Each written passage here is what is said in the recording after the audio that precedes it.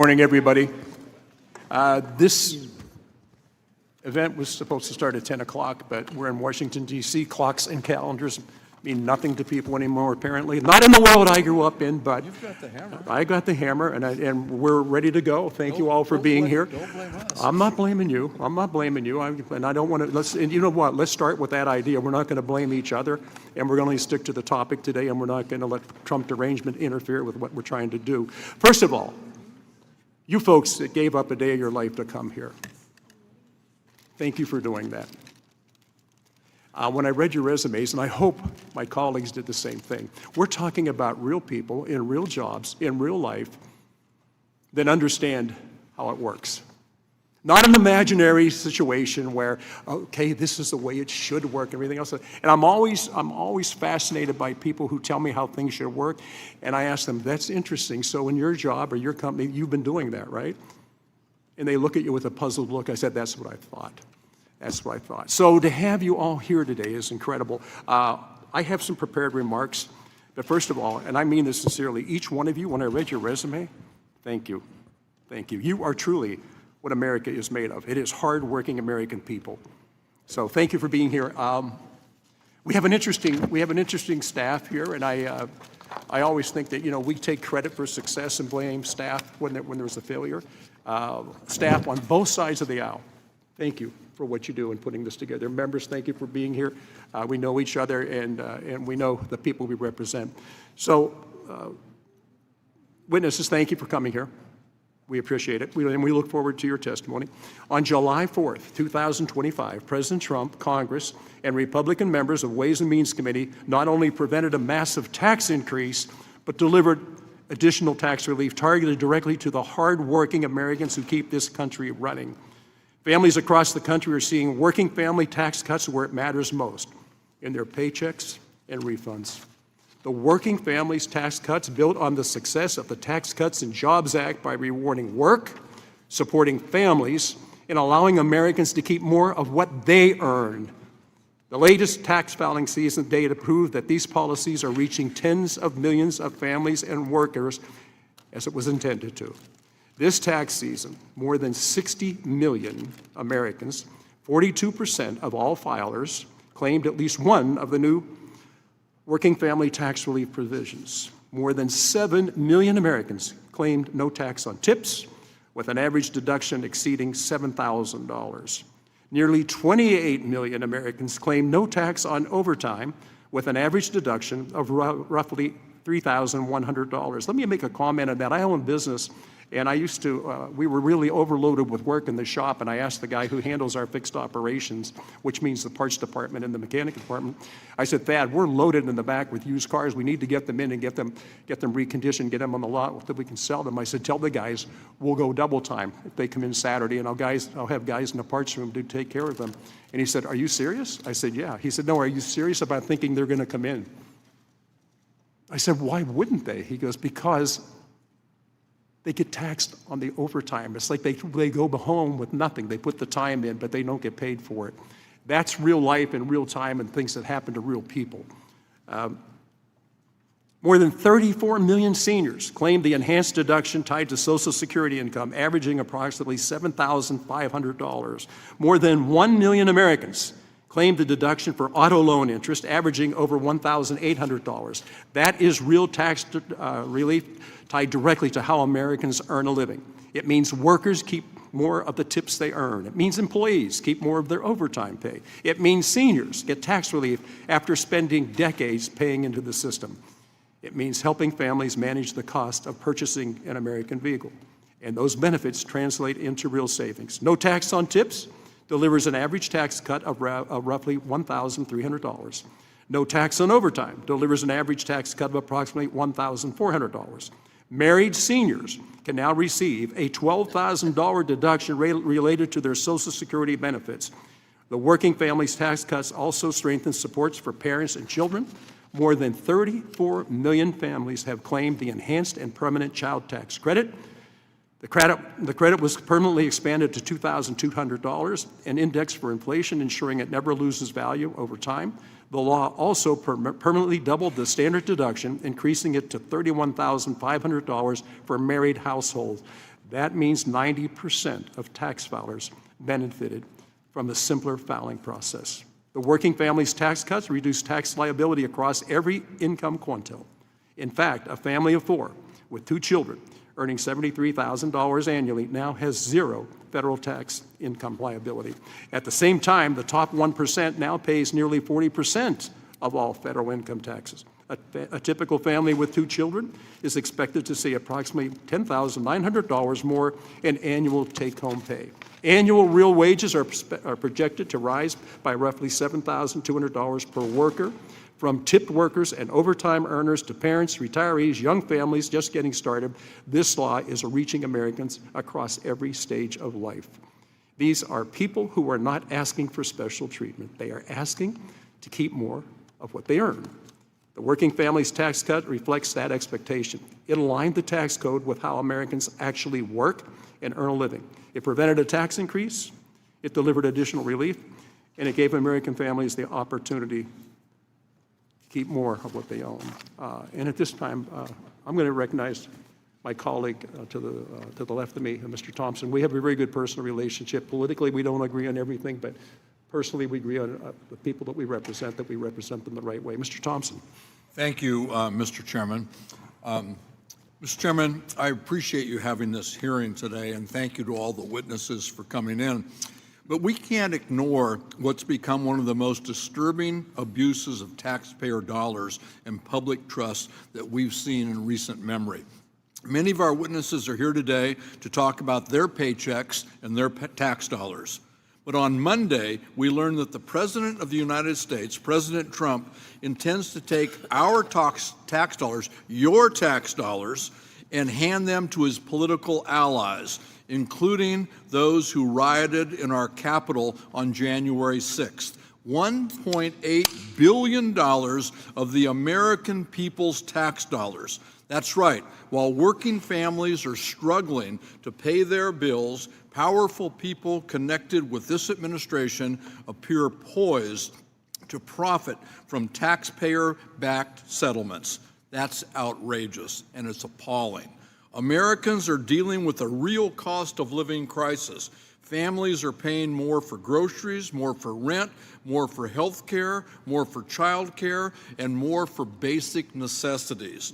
At the same time, Republicans cut $1 trillion in health care funding that will force rural hospitals to close, put seniors out of nursing homes, and kick working families off their health care.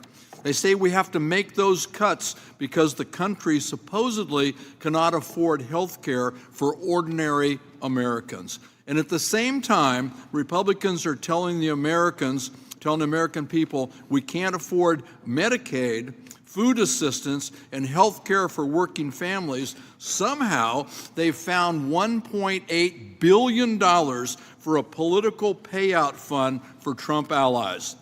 This administration was elected on the promises to lower costs for the American people. Yet I don't recall any campaign promises to hand millions of dollars to people who beat the hell out of cops on January 6th.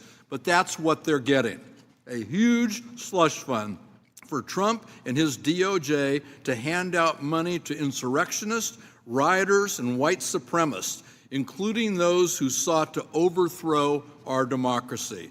This is a DOJ that pardoned January 6 rioters, targets the administration's political opponents, led by the president's former personal attorney.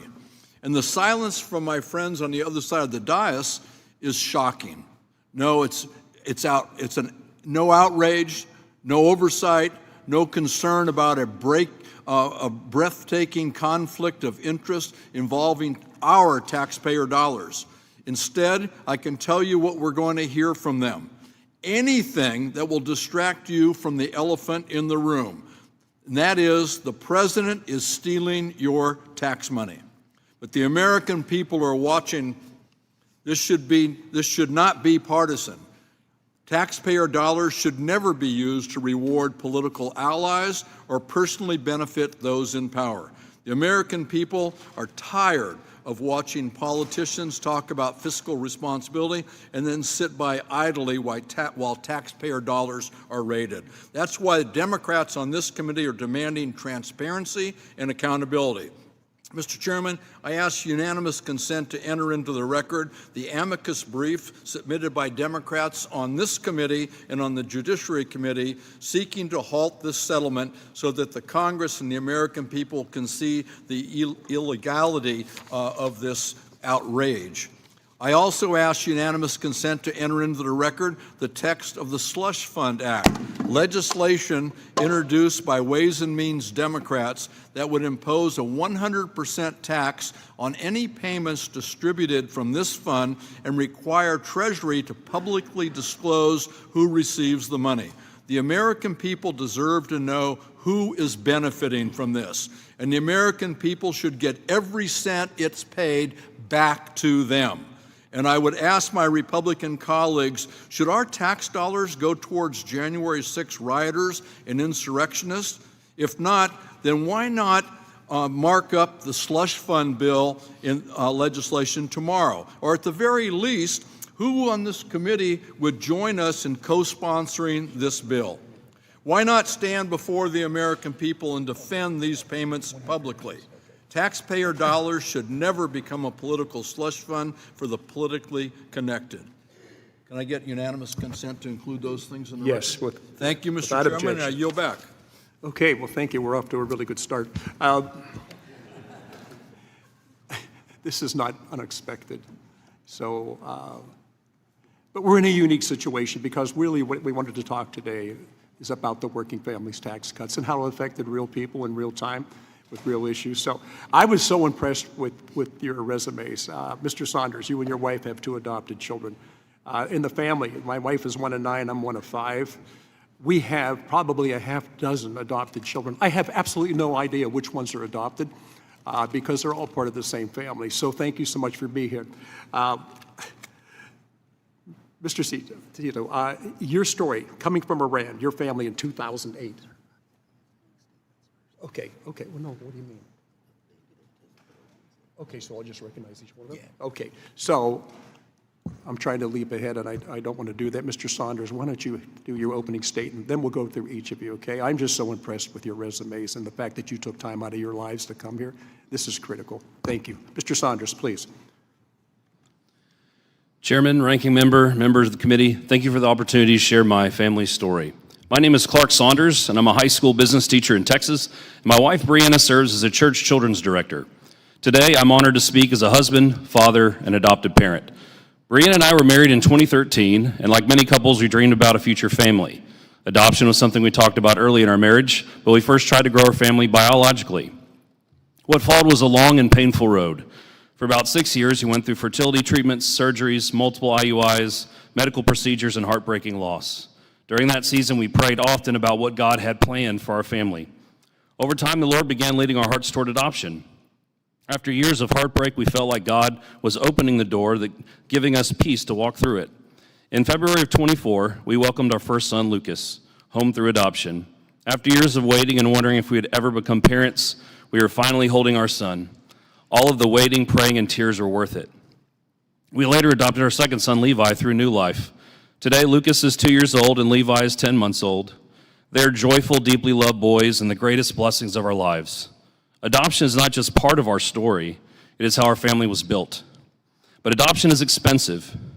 Families often face agency fees, legal fees, home study costs, counseling expenses, travel, medical-related expenses, court costs, and many other costs along the way.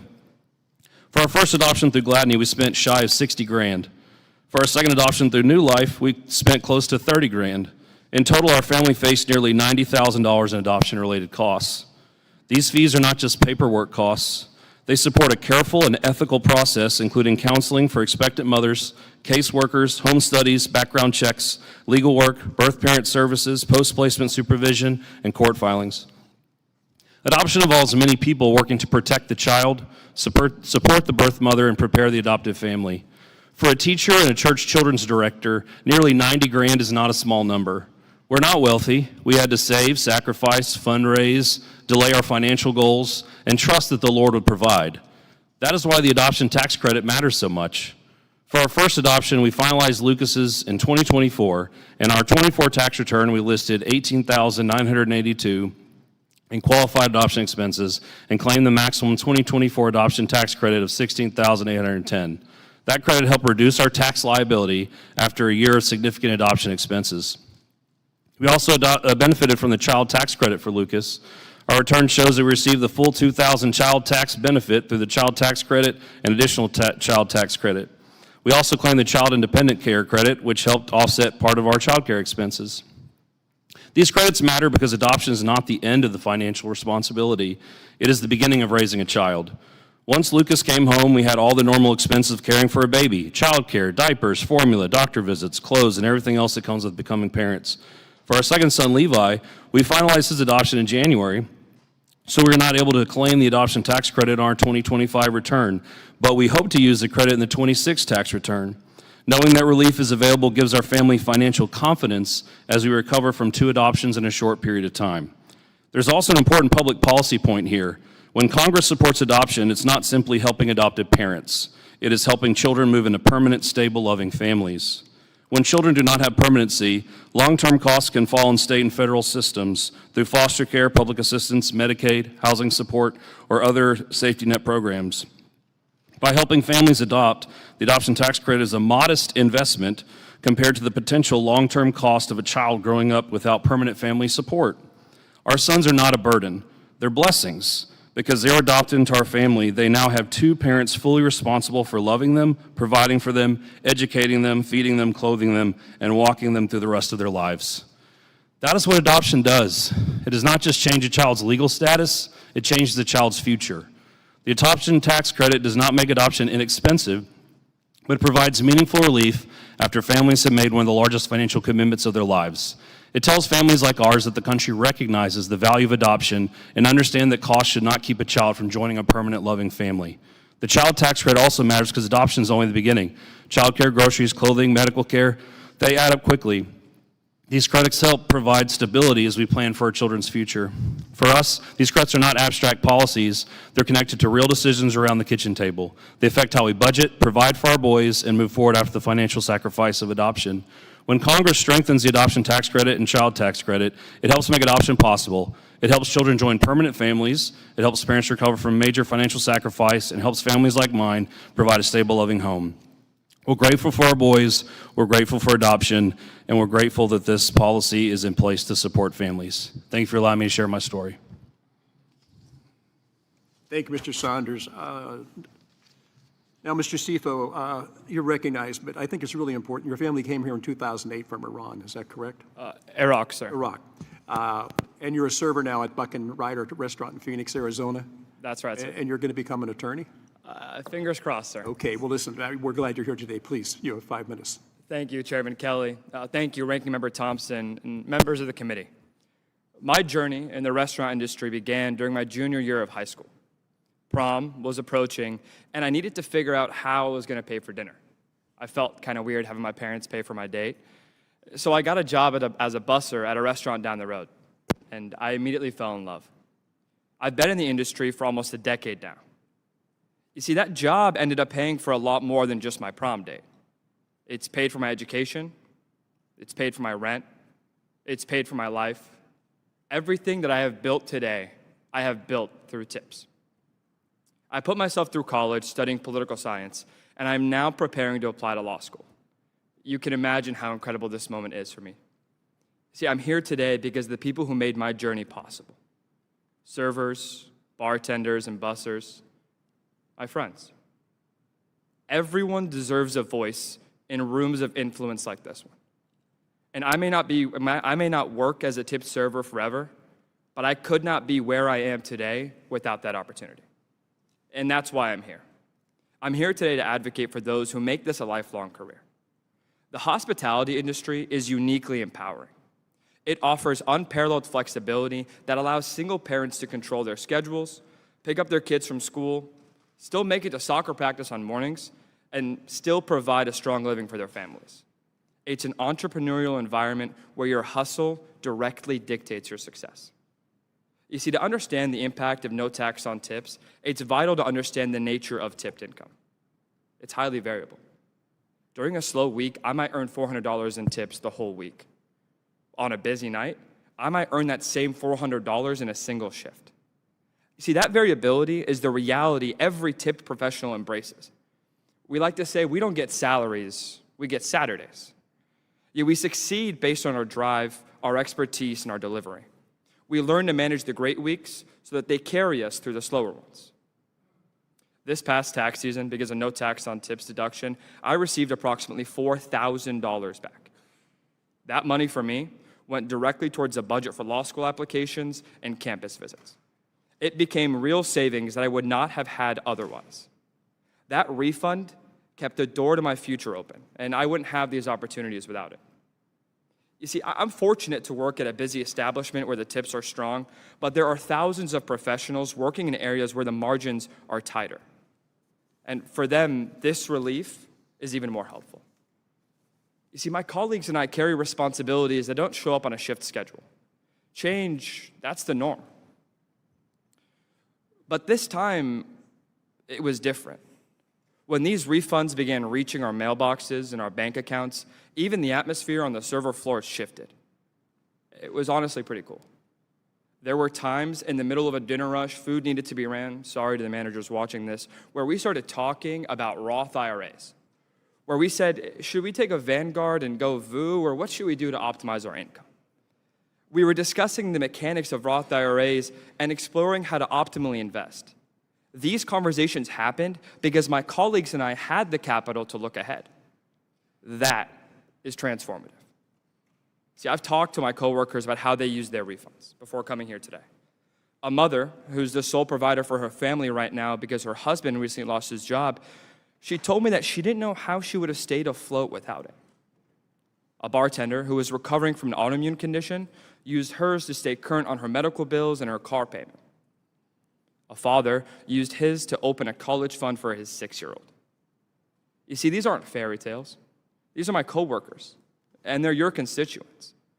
They are proof of a policy functioning exactly as it should. No tax on tips acknowledges the real circumstances of tip professionals. You see, every tip that we earn is a direct reflection of our effort and our connection with the people that we serve. Nothing could be more American. See, this policy, it allows the working families of the service industry to keep more of the money they have earned directly through their hard work. Members of the committee, if you would have told that 16-year-old busboy who got a job to pay for a dance that he'd be sitting here before all of you today, he would have laughed. I want to thank you all for this opportunity in your time today, and I want to leave you all with this. A tip isn't a wage. No corporation sets that rate. There's no negotiation that determines that number. It's one human being looking at another one in the eye and saying, thank you. You deserve this. No tax on tips honors that distinction. And when you honor the way that people earn, you change what they're able to build. Thank you. Thank you, Mr. Stifo. Ms. Mihalik, you are now recognized. I think it's important people know you're the owner of Garbo's Salon and Spa, and you have a number of Subway franchises in Omaha, Nebraska. We talked before this meeting started. I am so impressed with what you've been able to do, you and your husband. It's incredible. Please. Thank you so much for having me.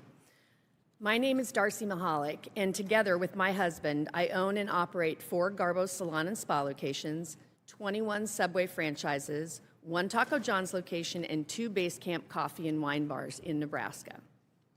Across our businesses, we employ approximately 289 people, and more than 90% of our workforce earns tips as part of their income.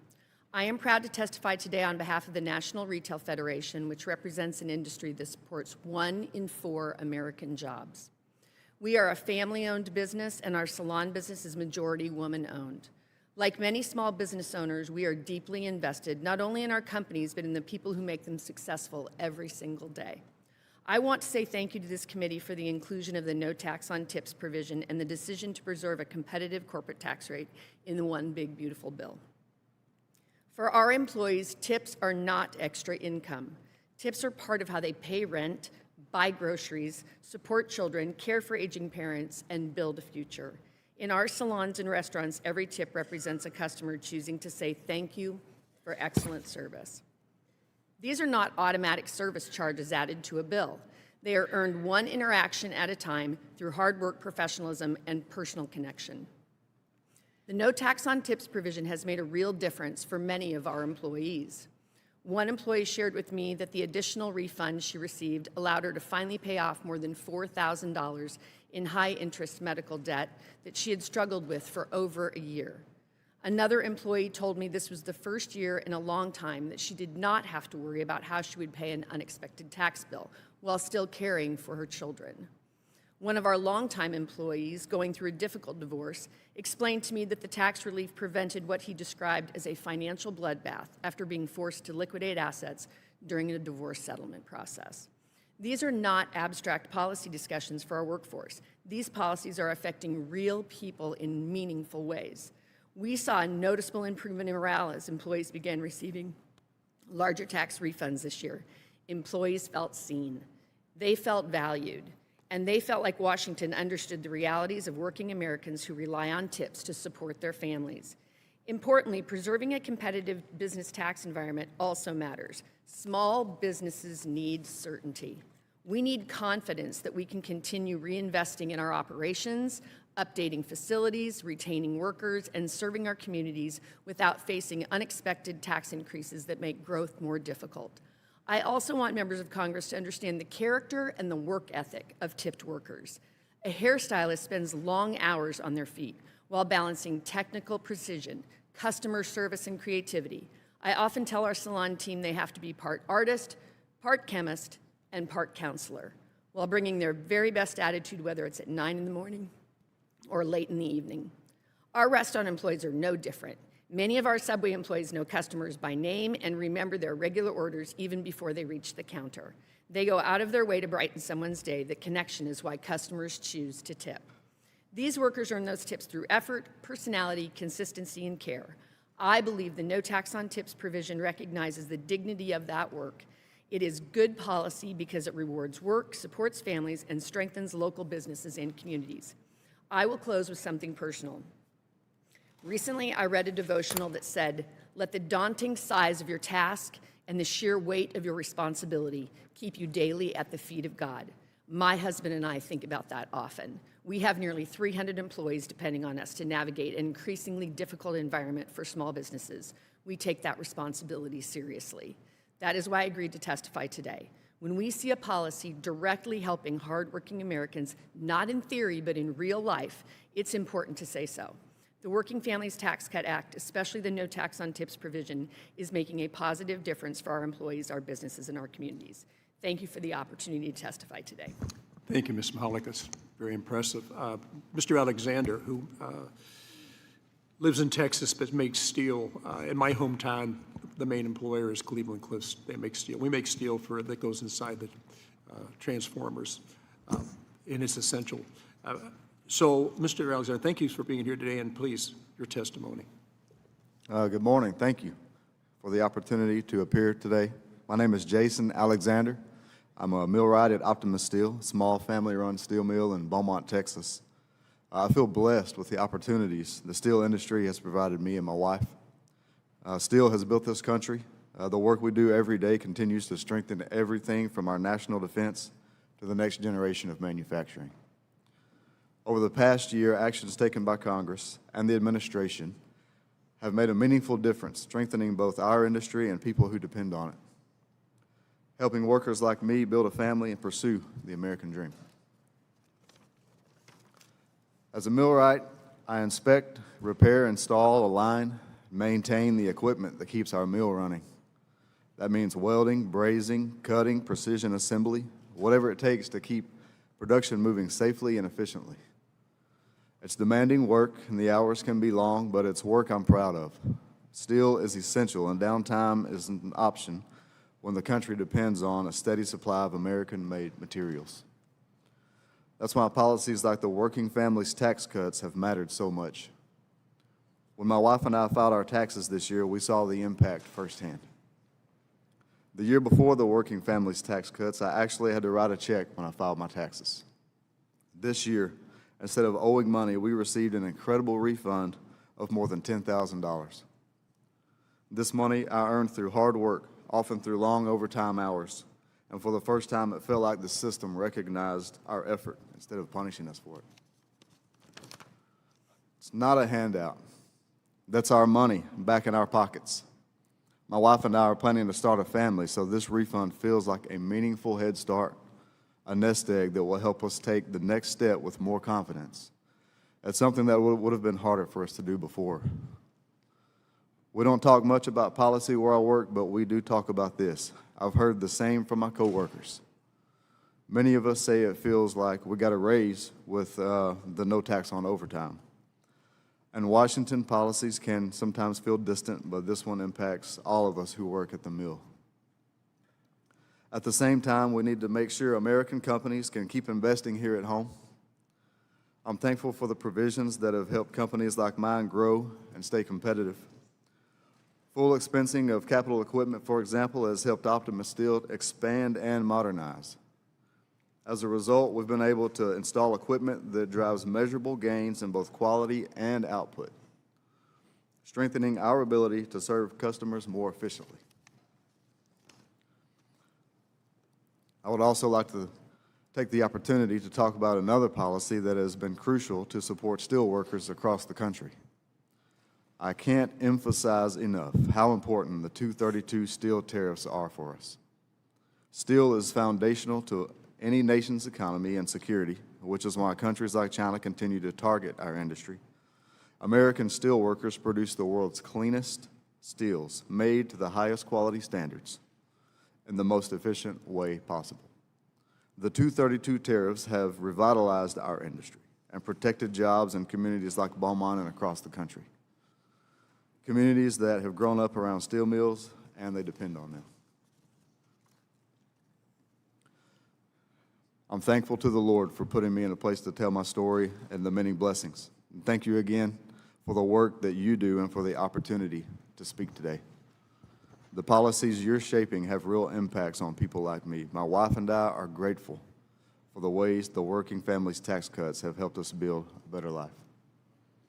Steel workers help build this country, and we're ready to keep supplying the materials that will carry it forward. All we ask for is a chance to compete, and if we have that, I'm confident we will win every time. Thank you. Thank you, Mr. Alexander. Mr. Schneider, Deputy Head of the U.S. Policy for Piper Sandler, you're recognized for 5 minutes, sir, and thank you for being here today. Thank you, Mr. Chairman. So Chairman Kelly, Ranking Member Thompson, and members of the Ways and Means Committee, thank you for the opportunity to testify on the Working Families Tax Cuts Act, also referred to as the One Big Beautiful Bill Act, or OBA. It's an honor to be back before this committee, albeit in a different capacity, as I previously served on the staff of this committee under Chairman Ryan and Brady. In my current role, I'm Deputy Head of U.S. Policy at Piper Sandler, an investment bank.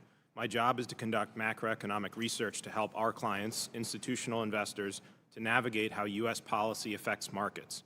It's important to note that I'm here today representing my own personal views, and the comments I expressed today and in my written testimony do not reflect the views of my employer. The OBA contains sweeping tax reforms. First, it prevented an over $400 billion annual tax increase, which translates to over $2,000 per return on individuals, by permanently extending the reforms made in the Tax Cuts and Jobs Act. In addition, many provisions were created or reformed, including on a retroactive basis, to provide tax relief to working families.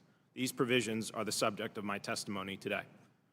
Specifically, the law built on TCJA by expanding the child tax credit to $2,200, indexed for inflation, increasing the standard deduction by $750 or $1,500 for joint filers, and expanding the SALT cap from $10,000 to $40,000 with a $500,000 income limitation.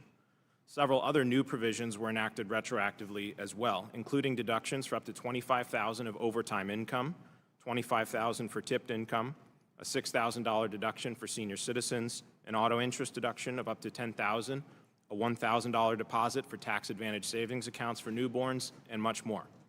Using a range of estimates from JCT and other nonpartisan groups, I find tax relief was estimated to be between $124 billion and $156 billion during this filing season. It's one thing to describe the estimates of tax relief. It's another to see the results in practice. Using data from the Treasury Department, we can track this relief as it is dispersed through a combination of tax refunds as well as lower tax payments when filing. According to my analysis, the tax changes in OBA provided over $148 billion and tax relief to individuals during this filing season, right in the middle of the range predicted by revenue estimators. I find that OBA increased tax refunds by $48 billion and lowered tax payments by $100 billion, relative to what would have otherwise occurred. To put these figures in context, there have been 145 million returns filed as of May 1, so this means OBA provided about $1,000 in tax relief per return filed. Tax refunds increased from $282 billion last year to $330 billion this year, a $48 billion or 17% increase.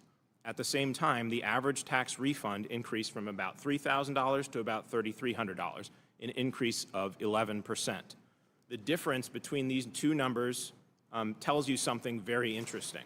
Consider the fact that last year, 63% of people received a refund. This year, about 68% did, a nearly 5% increase. That means that over 6 million households went from owing taxes when they filed to receiving a refund. The fact that so many households flipped from owing to getting a refund not only increases the total amount of refunds paid, but reduces the average refund. That's almost definitionally true as someone goes from owing to getting a below average refund. In other words, the average tax refund statistic, the 11% increase, is a victim of its own success, as more people got refunds for the first time and lowered the average. As for the distributional implications of these retroactive provisions, the fairest way to look at it is looking at the percent change in after-tax income by income group.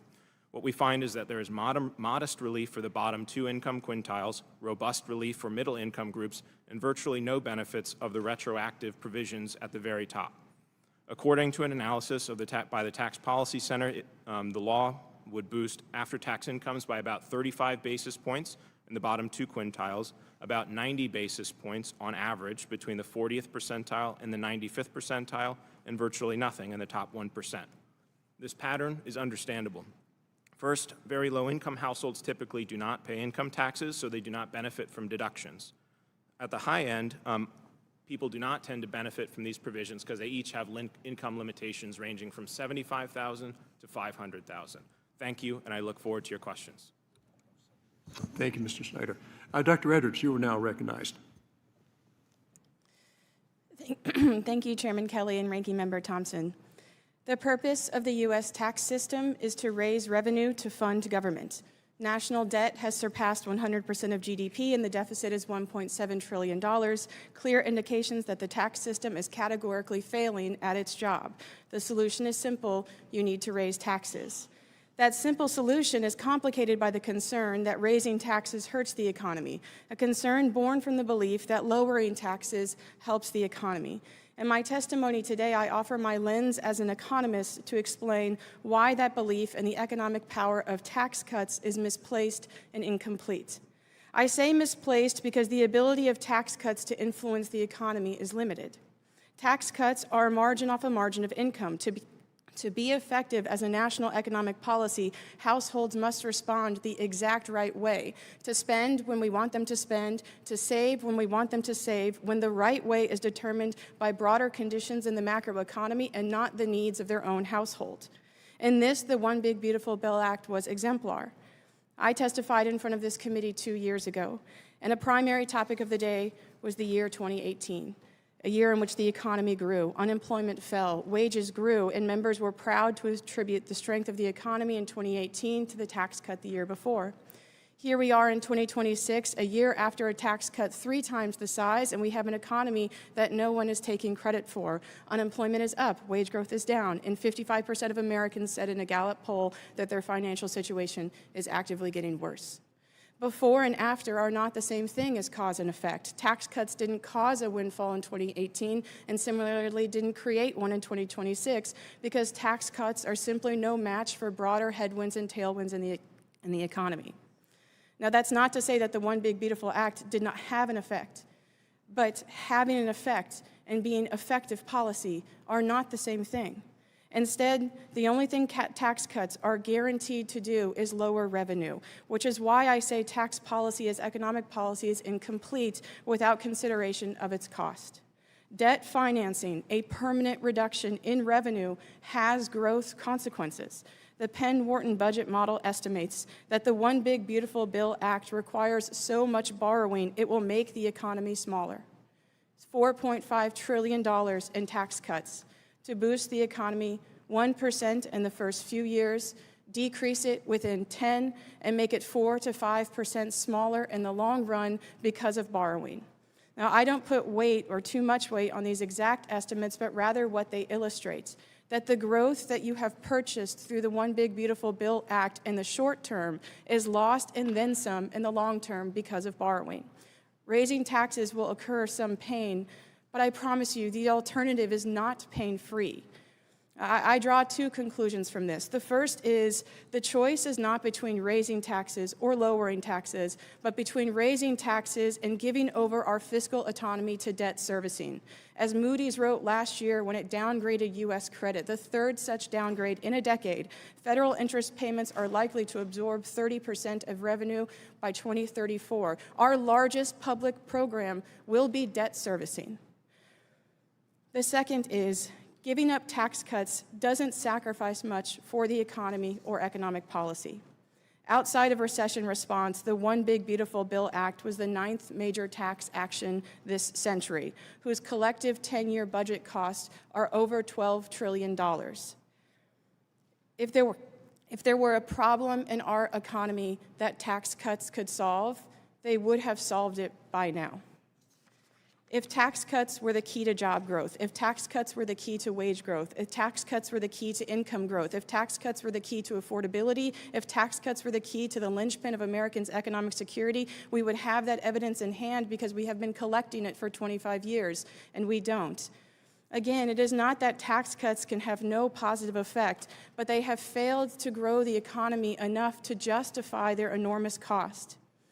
I will end by noting that there is reason for optimism, because there is so much that we can do when we stop using revenue collection as economic policy and instead use revenue collection to fund economic policy. Policy that is a fraction of the cost, policy that has clear, proven returns, policy that directly invests in families and workers rather than hope they'll respond the right way to a marginal change in tax liability. We are not out of options, but we are out of tax cuts.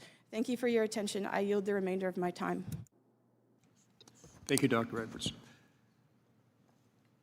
So, and again, a lot of us have come from the private sector that then ran for election, got elected, and are here. I really place a lot of what I listen to and what I look at is being with people who do these things. And so the overtime story is always incredible to me. Whenever people don't want to work overtime because it doesn't benefit them, that's hard to sit and listen to somebody who's running a business. Mrs. Mahalik, you have that. Mr. Alexander, you work with guys every day. Mr. Tifo, you do that. Mr. Sanders, everybody works their, I won't use terms that are not, but works their rear end off in order to just break even. So, Mr. Alexander, when you're making steel, and the people that are there with you making steel, how has this changed your attitude whenever managers come out and say, you know what, guys, we're behind and we have an order we have to fill.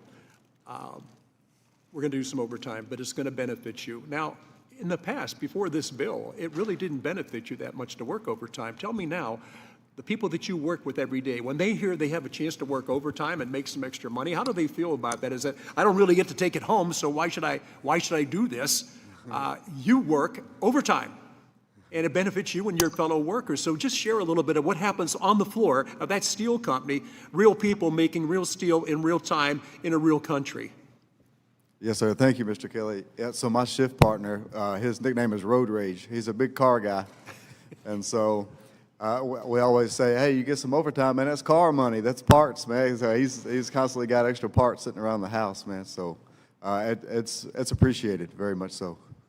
No, Mr. Mahalik, you have employees.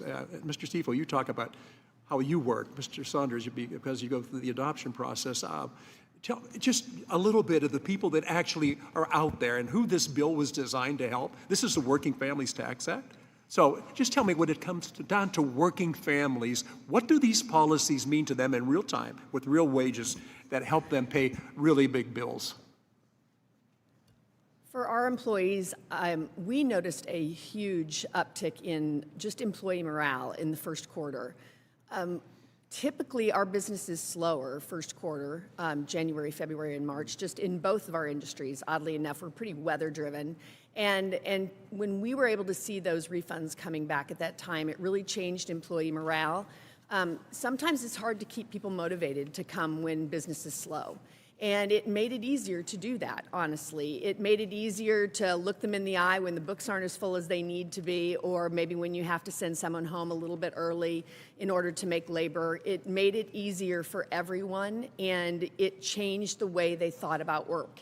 And it was very, very helpful to owners. It was very, very helpful to our employees, and we're just grateful for it. Everybody has a story. Mr. Sifo, if you'd share with us the people that you work with every day, and whenever we came up with this big, beautiful bill, Working Families Tax Cuts, what was the feeling? I mean, the whole idea of when you go to work and you get paid for going to work. My son, by the way, is a laborer in construction. He mixes cement, he carries cement blocks, he builds scaffolding.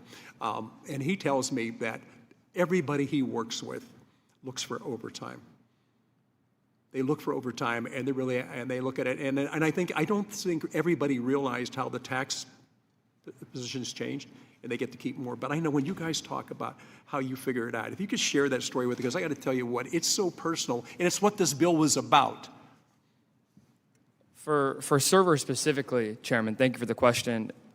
The tip part of it, the fact that we got to keep more of our tips, because when tips are meant to be a thank you, getting to keep a little more of that thank you, not having to be taxed on that, was helpful. And no matter where you were down the diocese, it was a bipartisan approach, honestly. Everyone liked it, and they were very, very happy with it. So I think on behalf of all the servers, thank you all, and we're very, very grateful to have that no tax on tips.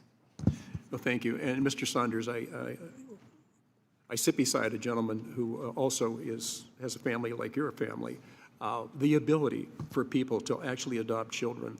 The costs, you shared those early on in your testimony. I don't think, if you happen to do that process, you have no idea how much it costs to take on a child, to give a child a loving home, to give a child a future. How did it affect you? How does it affect the way when you and your wife, when you wake up in the morning and you look at those 2 children you have right now? The ability to do that, first of all, thank you for doing it. That's the most important part of our society is the 25%, which is youth, because it's 100% of our future. Thank you to you and your wife for what you're doing. So if you could just share that feeling of saying, you know what, we can actually do this. Absolutely, Chairman. You know, even going through fertility and struggling with infertility issues is a very emotional process too, and IVF's expensive as well. It's hard to look at your wife and not necessarily know if you can have a family, right? And through support, through donations and grants and everything that we could find, we were able to adopt. And the costs matter. Like I said in the testimony, it's expensive to adopt, but the 2 agencies we worked with are amazing organizations, and they care about the birth families, they care about the children. They counsel these people, the children, for the rest of their life, the mothers for the rest of their life. These costs that we incur as adoptive families are necessary, and I understand that, but it's a really expensive process and painstaking process and a lengthy process, and just being able to see, you know what, we're gonna get some money back through this whole process, and be able to continue with our family and think about another one, you know, and adopting a second.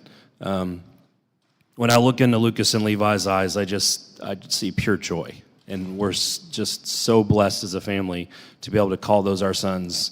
And we're just extremely grateful. And any kind of financial benefit for families is totally worth it. Lucas and Levi are blessed to have parents that love them the way you and your wife do. I got to tell you, sometimes these things are really emotional that we go through. And when we talk about tax policy, I want to make sure that we concentrate on what it is that we're talking about. Your stories are all so significant. It concerns me because we get too far away from policy and we get into politics. And I got to tell you, because of my family, and I understand what people go through to adopt, but I also understand the effect it has for a child. Your kids are very, very fortunate. You and your wife were very fortunate. Thank you for being here today. Mr. Schneider, What does the distributional data say, and did we succeed in the goal that we attempted to get to in this working families tax cuts? Yes, as the name of the bill, Working Families Tax Cuts Act, by the distributional tables focused on the retroactive individual income tax provisions, yes, you did succeed. There's about a 35 basis point increase in after-tax income for the bottom 2 quintiles, from the 40th percentile on through the 95th percentile, which is covering roughly 40,000 in income up to about 500,000. You see nearly a full percentage point boost in after-tax incomes.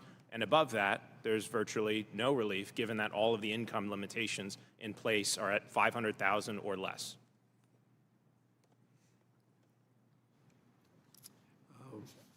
I want to thank you all for sharing your stories. Mr. Edwards, after what you've heard and what you looked at, does it make any sense of what we tried to do? I know that we call it the one big ugly bill, the one big this, the one big that, but at the end of the day, did we actually do something, put something together that helps hardworking American families? And I know we're concerned about the debt. I'm very concerned about the debt, but what I'm concerned about more than anything else is that we forget who pays for all this spending that we have. We have an addiction to spending, and it really causes a lot of pain. Can you add anything else? In your testimony, you talked about it, and Mr. Schneider talked about it. The math is really difficult to look at right now and feel good. Anything else that you'd like to add?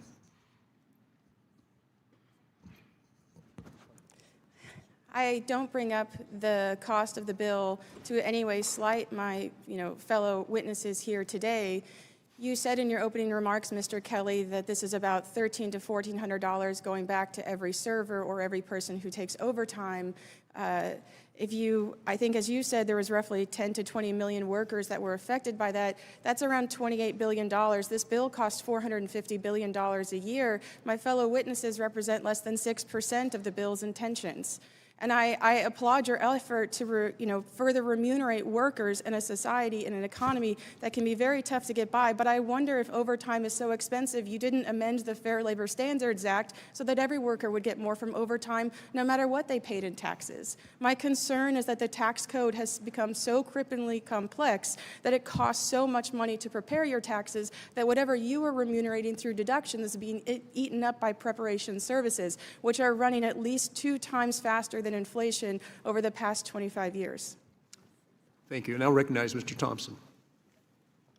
Thank you, Mr. Chairman.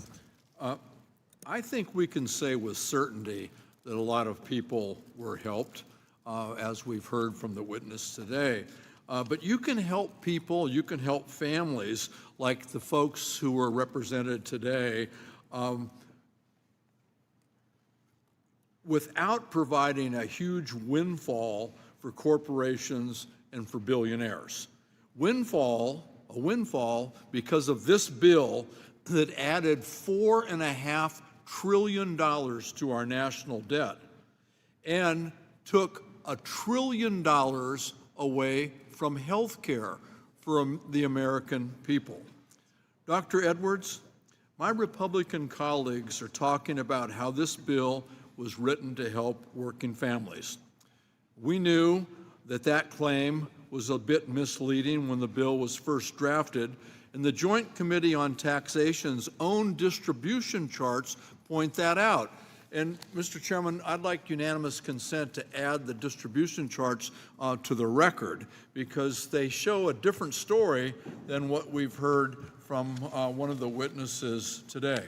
Without objection. Ms. Edwards, can you explain who receives the largest benefits under this bill compared to a working family making, say, $50,000 a year? Well, I'll take your distribution tables and raise you mine from the Congressional Budget Office. They estimated that the top 10% of households will see an annual reduction of taxes of $14,708.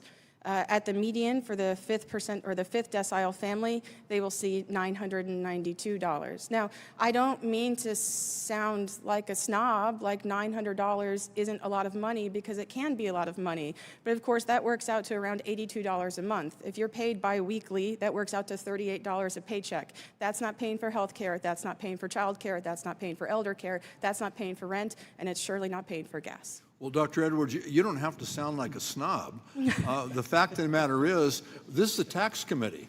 We can write tax policy that benefits the people who are here as witnesses today and the families that they represent across the country without providing a huge windfall to the corporations or to billionaires. Isn't that correct? Absolutely. But that's not what that bill did, is it? This bill poured $450 billion a year into an economy with not much to show for it in terms of aggregate growth. So is it fair to say that the largest benefits overwhelmingly flow to millionaires, wealthy investors, venture capitalists, et cetera? Yes, we have a progressive tax system. It does most of the work of rewarding working families for us. They don't need a small tinkering around the margins. The progressive tax system does its job. So when you cut taxes, you're going to reward people at the top far more than you can reward people at the bottom. And you agree that to help finance these outrageous tax cuts to people who didn't need a tax cut in this environment, that the Republicans cut nearly $1 trillion from health care and hundreds of billions of dollars from nutrition assistance? It's a devastating cut to social services, sir. Added $4.5 trillion to the debt? Will make the economy smaller in the long run, sir. Can you explain what happens to communities, rural and urban, when hospitals close, food assistance disappears, and millions of Americans lose their health care coverage?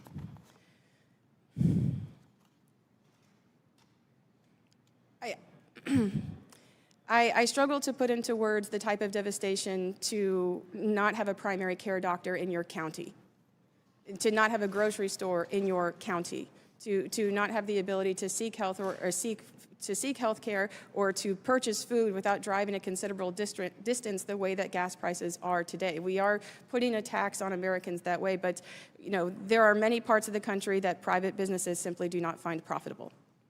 And I can't imagine that my district is the only district in the United States of America where healthcare providers are telling me that hospitals and clinics are either going to close or have to lay people off, reducing services. Skilled nursing facilities are going to have to close or lay people off where they won't be able to deal with the needs of the community. Or diversion programs like domestic violence programs or addiction programs are going to have to close, leaving those folks to much more expensive treatment, incarceration, or health care costs going through the roof. And those hospitals, if the Medicaid dollars go away, if someone is injured or becomes ill, those hospitals are still going to serve those people, which is just going to run up the cost on everyone. Thank you, and I yield back.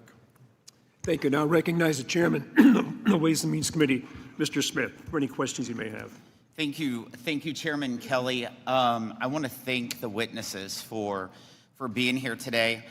From day one of becoming chairman of this committee 3.5 years ago, I told my colleagues that my focus would be to pass legislation that had the fingerprints and benefits for working families, small business owners, and farmers. Because so often, you hear folks in Washington, D.C. only listen to economists. And I want to say the first 4 witnesses, thank you so much for being here, because you're what I refer to as real Americans. I'll tell you, I had a young lady that came up to me in a small town of less than 3,000 people in Fredericktown, Missouri, just less than 2 months ago. She's like, Congressman, I want to say thank you. I just got my refund back. I'm a single mother, waitress, who works overtime with 3 kids. Her refund was over $10,000. $10,000. The median income for a family of 4 in Southeast Missouri is $42,000 a year.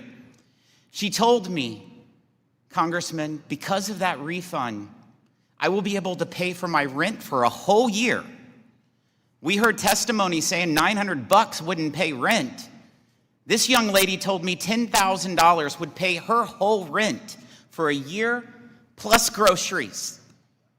That is an impact. And every single Democrat in the House and the Senate voted against these proposals because they said it was helping billionaires. So I want to ask a question. Raise your hand if you're a billionaire. There's, what? Mr. Sanders, you're not a billionaire? No, I am not. But you benefited from the One Big Beautiful Bill? Yes, sir. Wow. Mr. Stifo, are you a billionaire? No. Did you benefit from the One Big Beautiful Bill? Yeah. Wow. Miss Mikhalik, are you a billionaire? You own a bunch of restaurants. I am not a billionaire. Wow. Did you benefit from the One Big Beautiful Bill? Yes, our employees benefited greatly, as did we. Mr. Alexander, you have a good first name, by the way. I like Jason. Thank you. Likewise. So are you a billionaire? No, sir, not yet. I'm working on it. No, not even close. I've got a ways to go. So did the One Big Beautiful Bill benefit you? Yes, sir, very much so. So that's powerful. These are 4 Americans, Mr. Chairman, that are what I call real-blooded Americans that are just trying to put food on their table, clothes on their backs, and gasoline in their cars. And we drafted this proposal. We drafted this bill by traveling to 32 different states. The first committee hearing that I held as chairman was not in this beautiful room. It was in a lumber yard in West Virginia, Petersburg, West Virginia, where we heard from coal miners, farmers, working moms, and small business owners. The title of that hearing was State of America's Economy, Appalachia. We wanted to hear from real people because we wanted to craft a tax bill that delivered for real people. Is it perfect? Is anything that Congress does perfect? Absolutely not. But it is the largest tax cut in U.S. history. And it is the first time we've had no tax on tips. We've had members of this panel that has fought for a long time to pass no tax on tips. But when they had the opportunity to vote for it, they didn't vote for it because they wanted it to be different. It's the same way with no tax on overtime. That's a new policy. Can we improve it? You absolutely bet we can improve it. The adoption tax credit, it was great to improve that, but we can still improve it even more. And that's what our intention is in this chamber, is to help continue for those working families, those small businesses, and those farmers. Mr. Stifo, I'd like to ask you a question. Super impressed with your story, your testimony. I'm glad I was out here to hear it. I'm a lawyer, so I don't know why you would want to be a lawyer, to be honest. But I appreciate that you're moving that way. But I heard testimony amongst one of the 6 of you that said this is the quote, "The solution is simple. You need to raise taxes." That was a statement. What's your reaction of telling members of Congress if we should raise taxes?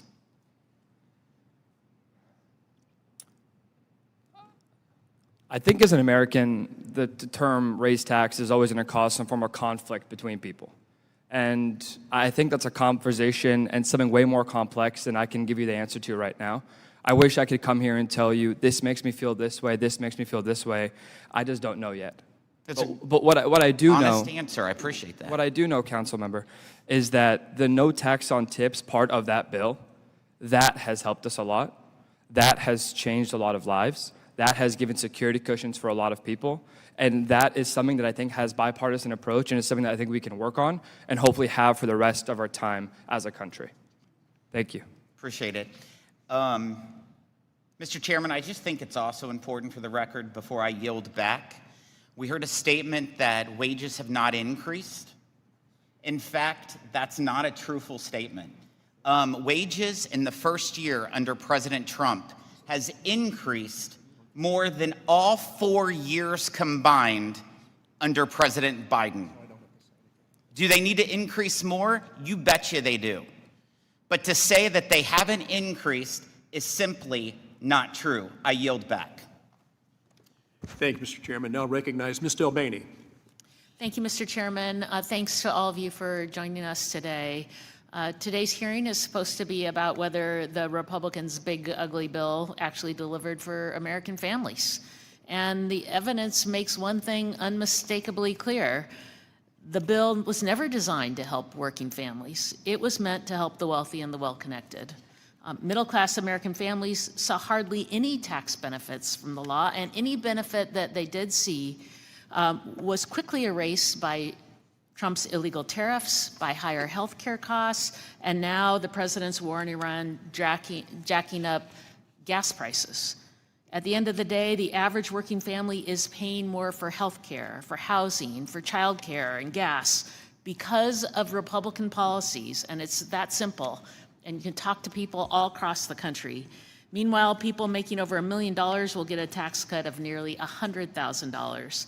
And Republicans paid for those giveaways in part by gutting the very programs that families rely on, including nearly $1 trillion from Medicaid, putting care for more than 70 million children, seniors, and people with disabilities at risk.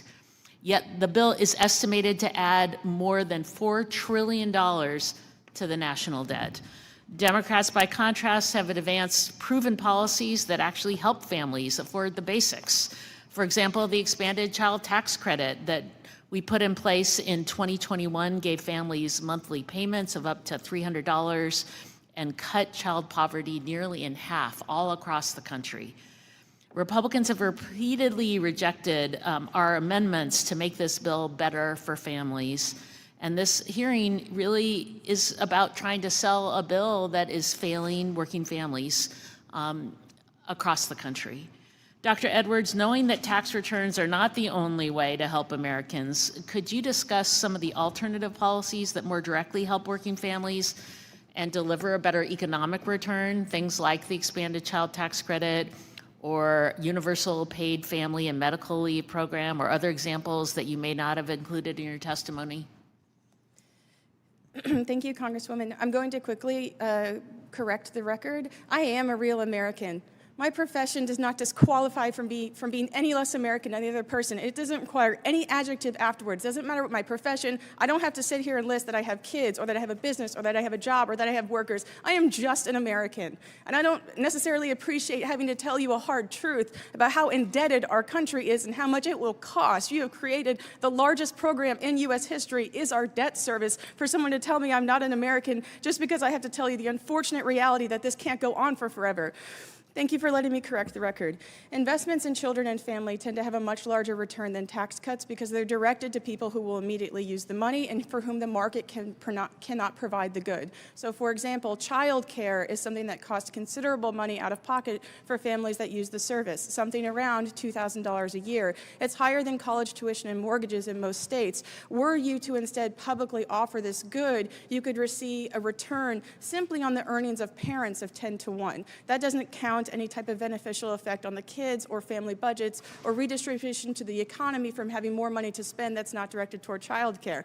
Something like paid family and medical leave, on the other hand, which has a much smaller ticket price than child care, that costs the federal government almost nothing relative to the size of something like the One Big Beautiful Bill, which costs $450 billion a year. Child care would cost close to 22 or 23 to set up through the Family Act. That has a 10 to 1 to return and net social benefit because it improves the health of especially infants and children in the first 6 months of their life so that they use fewer services in the future, and it also improves the health of families. These two types of bills make direct investments that the market and tax cuts cannot, which is why they have such a high return.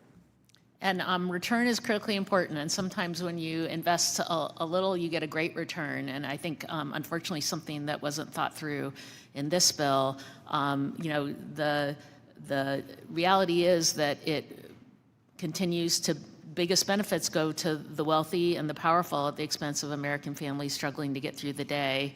Dr. Edwards, in your testimony, you also described the tax code as bloated with 271 tax expenditures, including 9 new ones from the big ugly bill. How does growing complexity of the tax code harm taxpayers, particularly working families? Tax preparation services, according to Intuit Accountants, which develops the software that tax preparers use, estimate that people who pay for tax preparation cost them $200 to $500 a year. That's going to cut a fourth to a half of the average tax cut you gave Americans because of how expensive it is to prepare their own taxes. The more complicated the tax code gets, the harder this gets. Thank you. I yield back, Mr. Chairman. Thanks, Mr. Debate. Mr. Schweikert, you're now recognized. Thank you, Mr. Chairman. Mr. Steptoe, what store do you work at? Congressman, I used to work at White Chocolate Grill, and now Wonderful. and now I'm at Buck and Ryder in Camelback. Okay, so I've been in your, next time I'm in there, I will look for you. I'll see you there. My brother's actually a manager at the Cheesecake, so. Really? Oh, yeah, it's the family. Okay, so you're a fellow Arizonan. We were one of the, I think we ultimately came in number 2 in the Biden years of inflation. When we were working on this tax bill, the math was working families in our community were actually poor because you did the adjustment of where your wages were compared to your purchasing. You know, for us in Arizona, if you actually walk through some of the math, real take-home pay, $7,400 to $10,600. That's a, you know, when you've had people who've gotten their heads kicked in because of the cost of living in our community, that's a big deal. And I'm often concerned that when we're having the debates of our economists, and I love my economists, you know, we start to work through the actual math. There's some tough things going on, particularly for us in Arizona. Last month, we lost, 10,800 jobs. And if it weren't for some of the things we've done in these tax provisions, I'm really concerned what our community would look like. So, Mr. Snyder, I actually want to do some geek out with you, forgive me. It's always one of my frustrations. You'll notice there's a verbal game we all play here. When we don't like the percentages, we'll use the dollar amount. But I've been looking at some of the tables from your testimony and the distributional effects. Can you actually speak to the reality of those with very high income, the percentage they receive compared to those truly in that sort of hardworking middle class on the distributional effects? Yeah, absolutely. There's a number of ways in which we're kind of talking past each other on the distributional effects. Number one, if we're focusing on 2025 policies, we're talking about all of the new things that just happened. That's not a TCJA thing. TCJA is law. All of these provisions have income limitations, so it's definitionally impossible for relief to be accruing at the high end of the spectrum if we're talking about what just happened. Now can we, so everyone sort of, can I play interpreter? Yes. You hit income caps, therefore you don't get to take the benefit. Correct. So there is no tax relief at the high end of the income spectrum in this bill for 2025. A difference between, the ranking member mentioned some of the distributional tables, JCT. We're talking about current law versus current policy. I don't want to go down that path and complicate things. Happy to do so. But what you spoke to, percentages versus dollars, I think what confuses a lot of people is we'll use dollars when it suits us and percentages when it doesn't. If you cut everyone's taxes by 1%, people might say that's very fair, but people who pay more taxes will see a bigger dollar relief than others. Yeah, and look, for everyone, would you agree that the United States probably has the most progressive income tax system in the industrialized world now? Yes. And so folks don't understand that how radically, because we also don't use a value-added tax. So in many ways, it creates an even more progressive tax system of what the taxes paid by, the working class and how we push it off onto this side. One of the things we're trying to take also look at in the Joint Economic Committee, one of my other hats I wear, is did we have any behavioral changes? Did we see, because we think we're seeing some substantial participation in working overtime, labor force participation. We actually see just the demographic clicking down, but we're thinking, are we seeing some of our brothers and sisters choosing to stay in the labor force, even if they may be eligible for retirement? Where would you go to find that data, and are you starting to see what we're looking for? Yeah, you would look at it in a number of directions. Overall hiring, so these provisions will drive economic growth. That drives hiring, that creates more opportunity for people to enter and remain in the labor force. You would look at spending patterns like credit card data, savings patterns. All of those things are things that you would look at to support exactly what you're looking for. All right, thank you, Mr. Snyder. We will talk some more on this. One last thing, Mr. Chairman. Is it Mr. Saunders? Thank you for adopting some kids. Been through it. I have a 3-year-old and a 10-year-old. I want to have a real examination, though, in some of the costs when we've made it so expensive that a middle-class family cannot adopt a child. Something's wrong in the way the adoption fees and the fees being charged by some of the adoption service providers. And it's one of my commitments that that's one of the things we're going to examine. And with that, I yield back. Thank you. Mrs. Moore, get recognized for 5 minutes.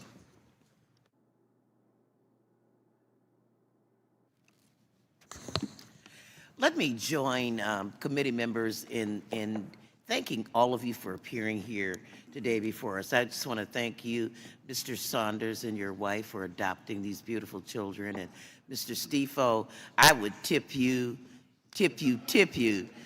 I'm a good tipper, and just with your personality, just like you said, it's the hustle that makes it. And so thank you all for coming here. I'm a Democrat, so I am very opposed to this bill. And maybe I should start with you, Dr. Edwards. I just don't know where they get some of these numbers from. Because according to the research that I've done, is that sort of the average that someone who makes $50,000 a year gets as a tax refund this year will be $247. And as you indicated, we paid $450 billion a year, had no growth in our economy, and what we have provided for these outstanding Americans here, and you are and I are also Americans, is crumbs from the master's table, basically, and we've robbed Peter to pay Paul in order to do it. This is $4.7 trillion of debt that was unpaid for, and what we have done is thrown people like Mr. Stifo, who, fortunately for him, will not be a wait person forever, depending on tips, because these will expire, and they were not made permanent, like the monies that we gave to the billionaires and millionaires. This is temporary. So I guess I want you to respond to try to help me understand a little bit about these numbers. We're a little bit talking at cross purposes because the way that the Joint Committee on Taxation and the Congressional Budget Office came up with the impact of the legislation was to compare it to current law. There was a tax cut passed in 2017. Its provisions were going to expire. This bill extended those provisions. Therefore, the impact of the bill is the extension and the change to law.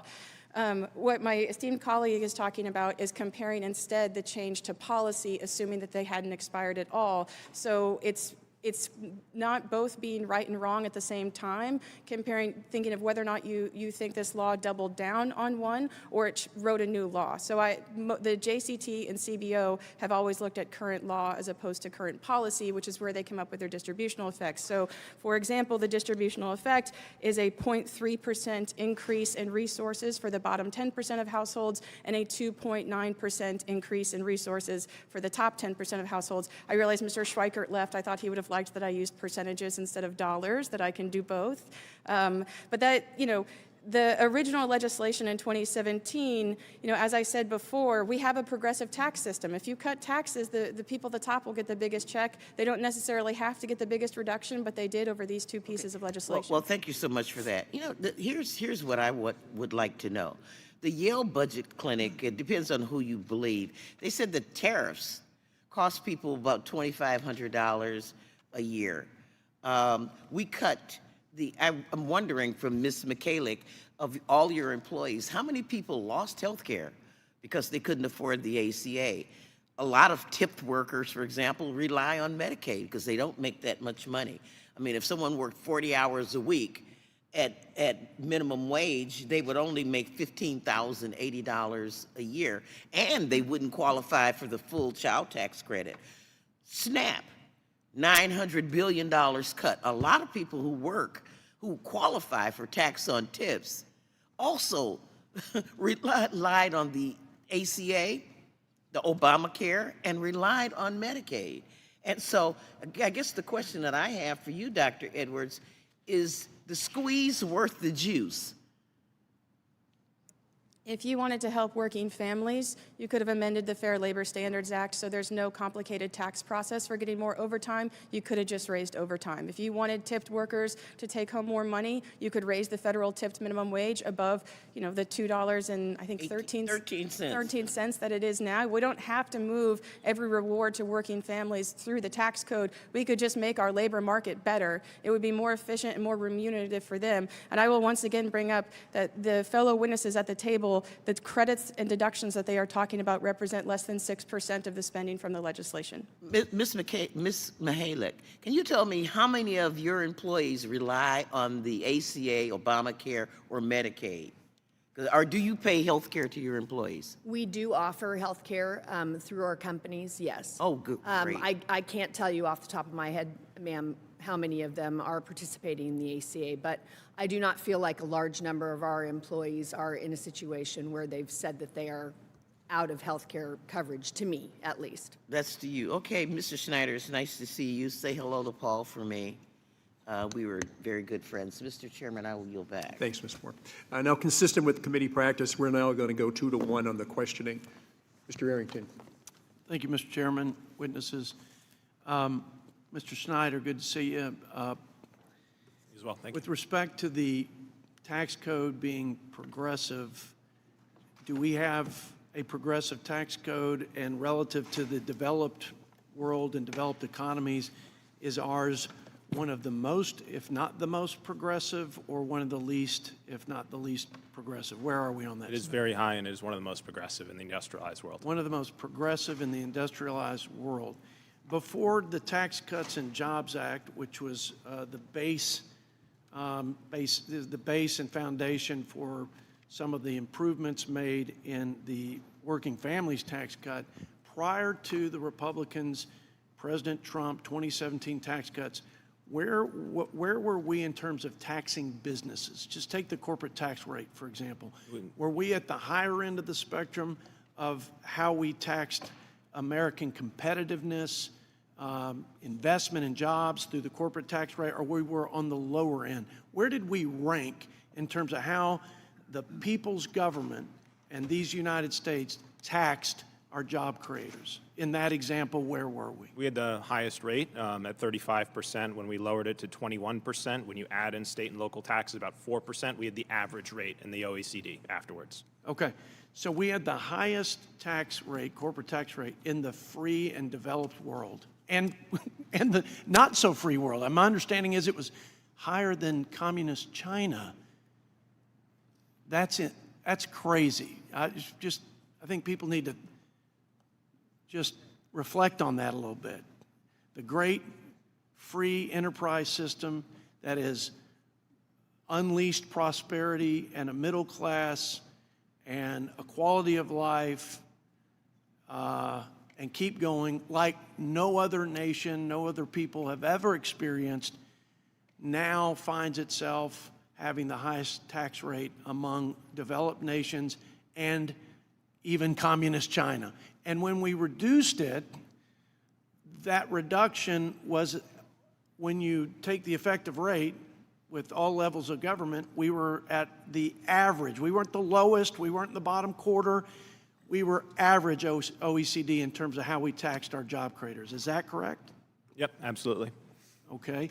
Seems like a good thing to do for Team USA, but let's look at the results to make sure that they correspond with our philosophy of less taxes. What happened after that? Did capital investment and job creation go up or down as a result of the 2017 tax cuts? It went up. I mean, great example, you can use CBO's 2018 forecast and their June 2017 forecast. CBO, before the law was enacted, asked what would happen. Look at what they predicted. Exactly that happened. You saw faster GDP growth, faster investment, faster hiring, more wages. Okay. How about unemployment? Where'd that go? went down into the sub-3 and the 4 with, range. with our minority Americans and female, it was record lows. And what about poverty? Poverty rates, where did they go? It was one of the lowest in decades. It's the lowest in recorded history. Okay, so that's what we got.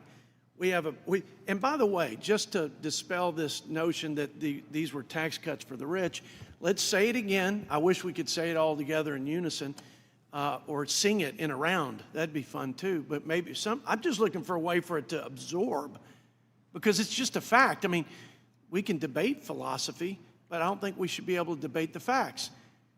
Did the top 1% of income earners pay more in taxes after the Tax Cuts and Jobs Act, or less? Yeah, they certainly paid less in taxes after the tax cuts in the law under TCJA. So TCJA, my understanding is the top 1% paid more in taxes. Oh, in dollar as a share. As yes, a share of their went up. taxes. Yes. It went up, and so the tax code in some respect became more progressive. I mean, I'm not sure, I think everybody should have benefited, and should have benefited comparably, but nevertheless, it became more progressive. So what we do is we take that base of tax breaks that created all these wonderful things, and we supercharge those provisions that help working families. Why? Because working families lost $3,000 in wages. They were paying over 20% in increased prices. They had record interest rates on borrowing, and so they were stuck. And so what we did was we took fixed income folks, middle income folks, and we said, let's put a little more to cut their burden, so they can have more take-home pay to deal with the cost of living crisis. I think that was a laudable thing. I think it was exactly what was needed, Mr. Chairman. Thank you for indulging me, and I yield. I don't have to yield. I went over my time again. Thank you, Mr. Arrington. Thank you, Mr. Schneider. Thank you, witnesses. Thank you. Mr. Hurd. Thank you, Mr. Chairman, for having this a very important meeting. Thanks, everybody, for being here today. Appreciate the dialogue. In addition to us allocating $90 billion in tax cuts for the no tax on overtime and $32 billion for no tax on tipped workers, we had an additional $63 billion tax cut to our seniors not having to pay wages or taxes on those Social Security income. It's estimated that it went from 63% of Social Security age to 88% now. They're not paying taxes on Social Security income. But I'm also proud of what we did inside the bill with the 529, the ability to use that to get certificates to make sure we have people that can actually get jobs. And I spent 35 years in the restaurant business, so I know it very, very, very well. I know how impactful this has been to people that own restaurants, as you both have testified to, the people working in the restaurants, helping the working families and the things they're doing. But my bill was the Education Workforce Freedom Act, which expanded 529 accounts to make K-12 education more affordable and meet the needs of the American workforce. And it also allowed students, including public, private, and religious school students, to use 529 savings account to cover eligible education expenses such as tutoring, standardized testing fees, educational therapies, and among other educational expenses.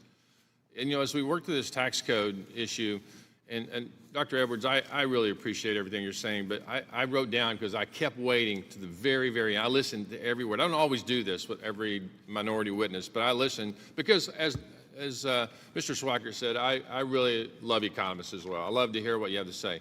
But nowhere in your testimony did you ever say that we should ever cut a single dollar of spending, not one. An economist say that this has no political bias would say, friends, you have the ability to make legislation. Let's look at how we balance this revenue and expenses. Not once in 5 minutes did you say it. And if I missed it, I apologize, but I listened very intently. And so, when I hear it's rich to hear my Democrat colleagues, because I sit in here the long hours. I worked on the tax policy. I grew up extraordinarily poor. I appreciate everything the government does for those who need the most. There's no more benevolent country in the world than America.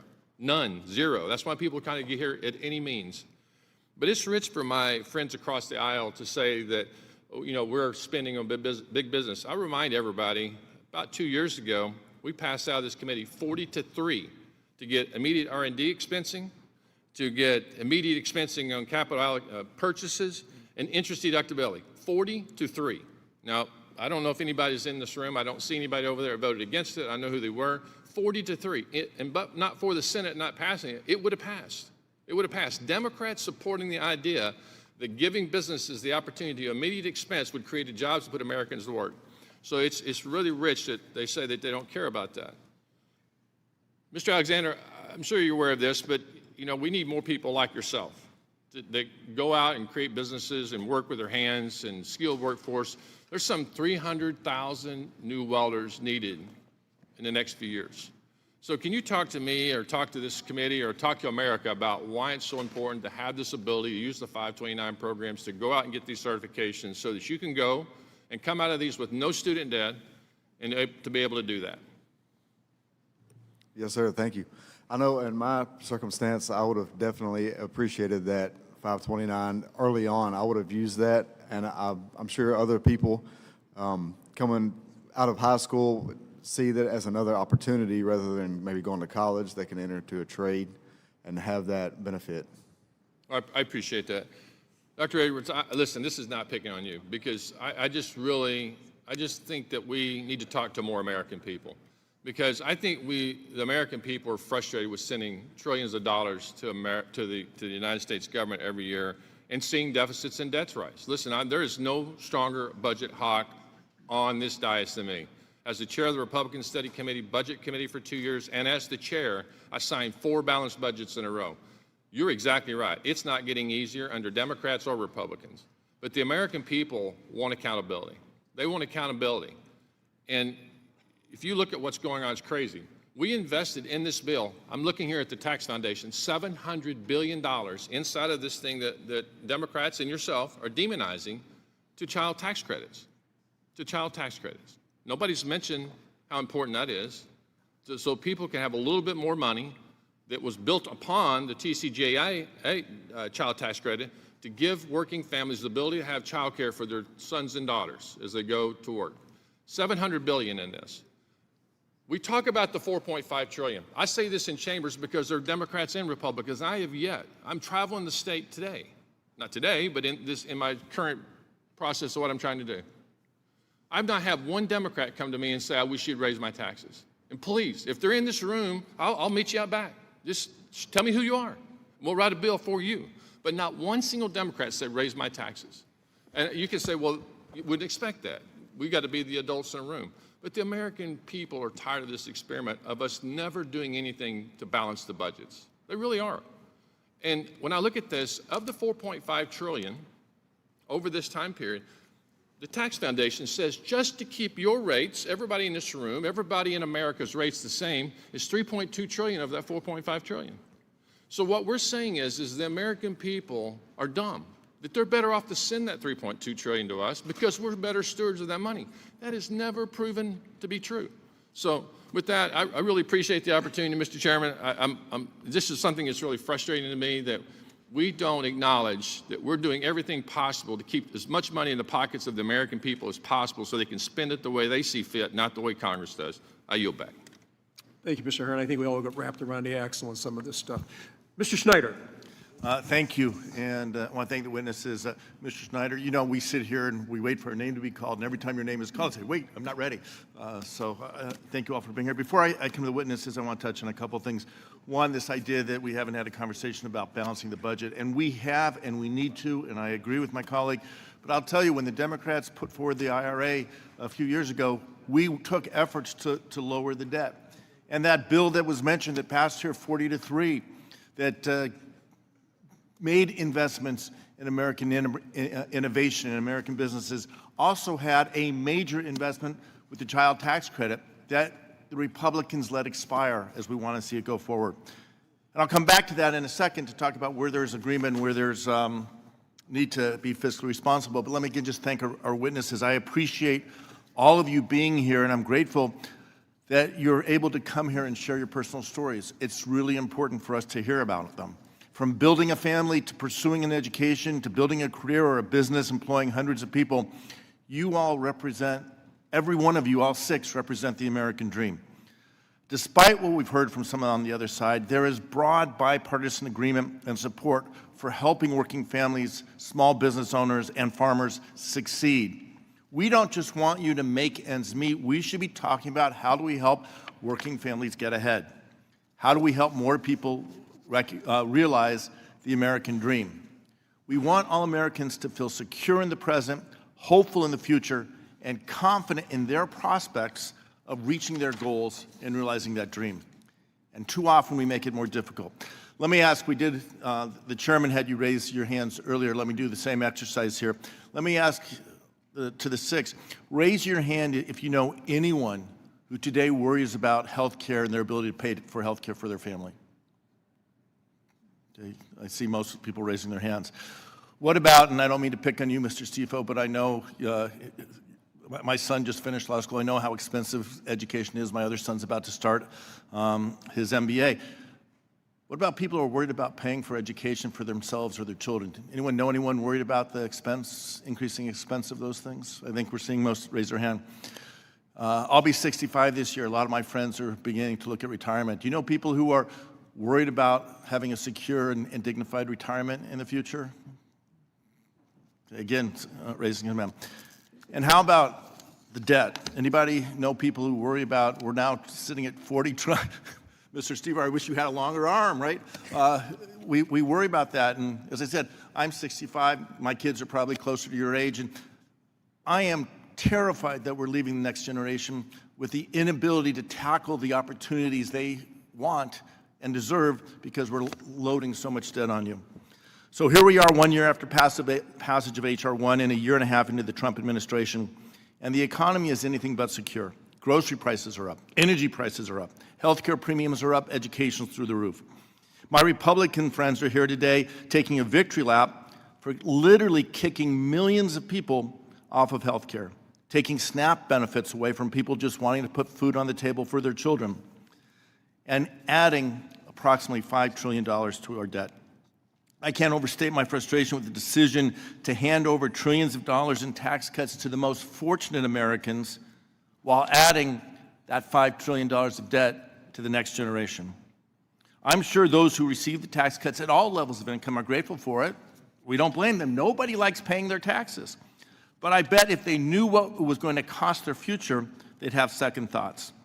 $4.5 trillion could have been spent to address the needs of communities, working families, children, and seniors in need.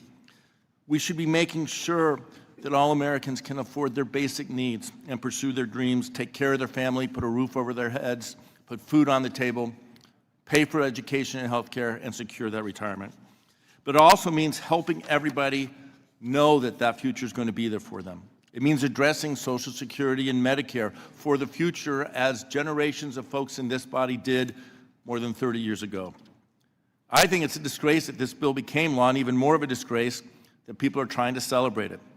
H.R. 1 handed trillions of dollars to the most comfortable among us at the front end, but leaves those reaching for the future holding the bag tomorrow, driving us into insurmountable debt and pulling the rug out from the most impoverished and vulnerable families who depend on Medicaid and SNAP. If the Republicans on this committee actually wanted to help, their tax bill would have invested in the future of growth, would have added the child tax credit, would have invested in all Americans and the American families for the future, long into the future in a responsible way. I'm out of time, but I wish we could come back and look at this and do it in a way that lowers our debt, secures our future, and makes more families confident that they'll achieve the American dream. I yield back. Thank you. Mr. Estes, you're recognized for 5 minutes. Well, thank you, Chairman Kelly, and thank you, Chairman Smith, for helping bring us together this morning. You know, as you know, I look at the witnesses today, you know, I'm reminded that we aren't here just to talk about economic theory or about lines on an IRS spreadsheet. We're here to talk about tangible, real-world relief.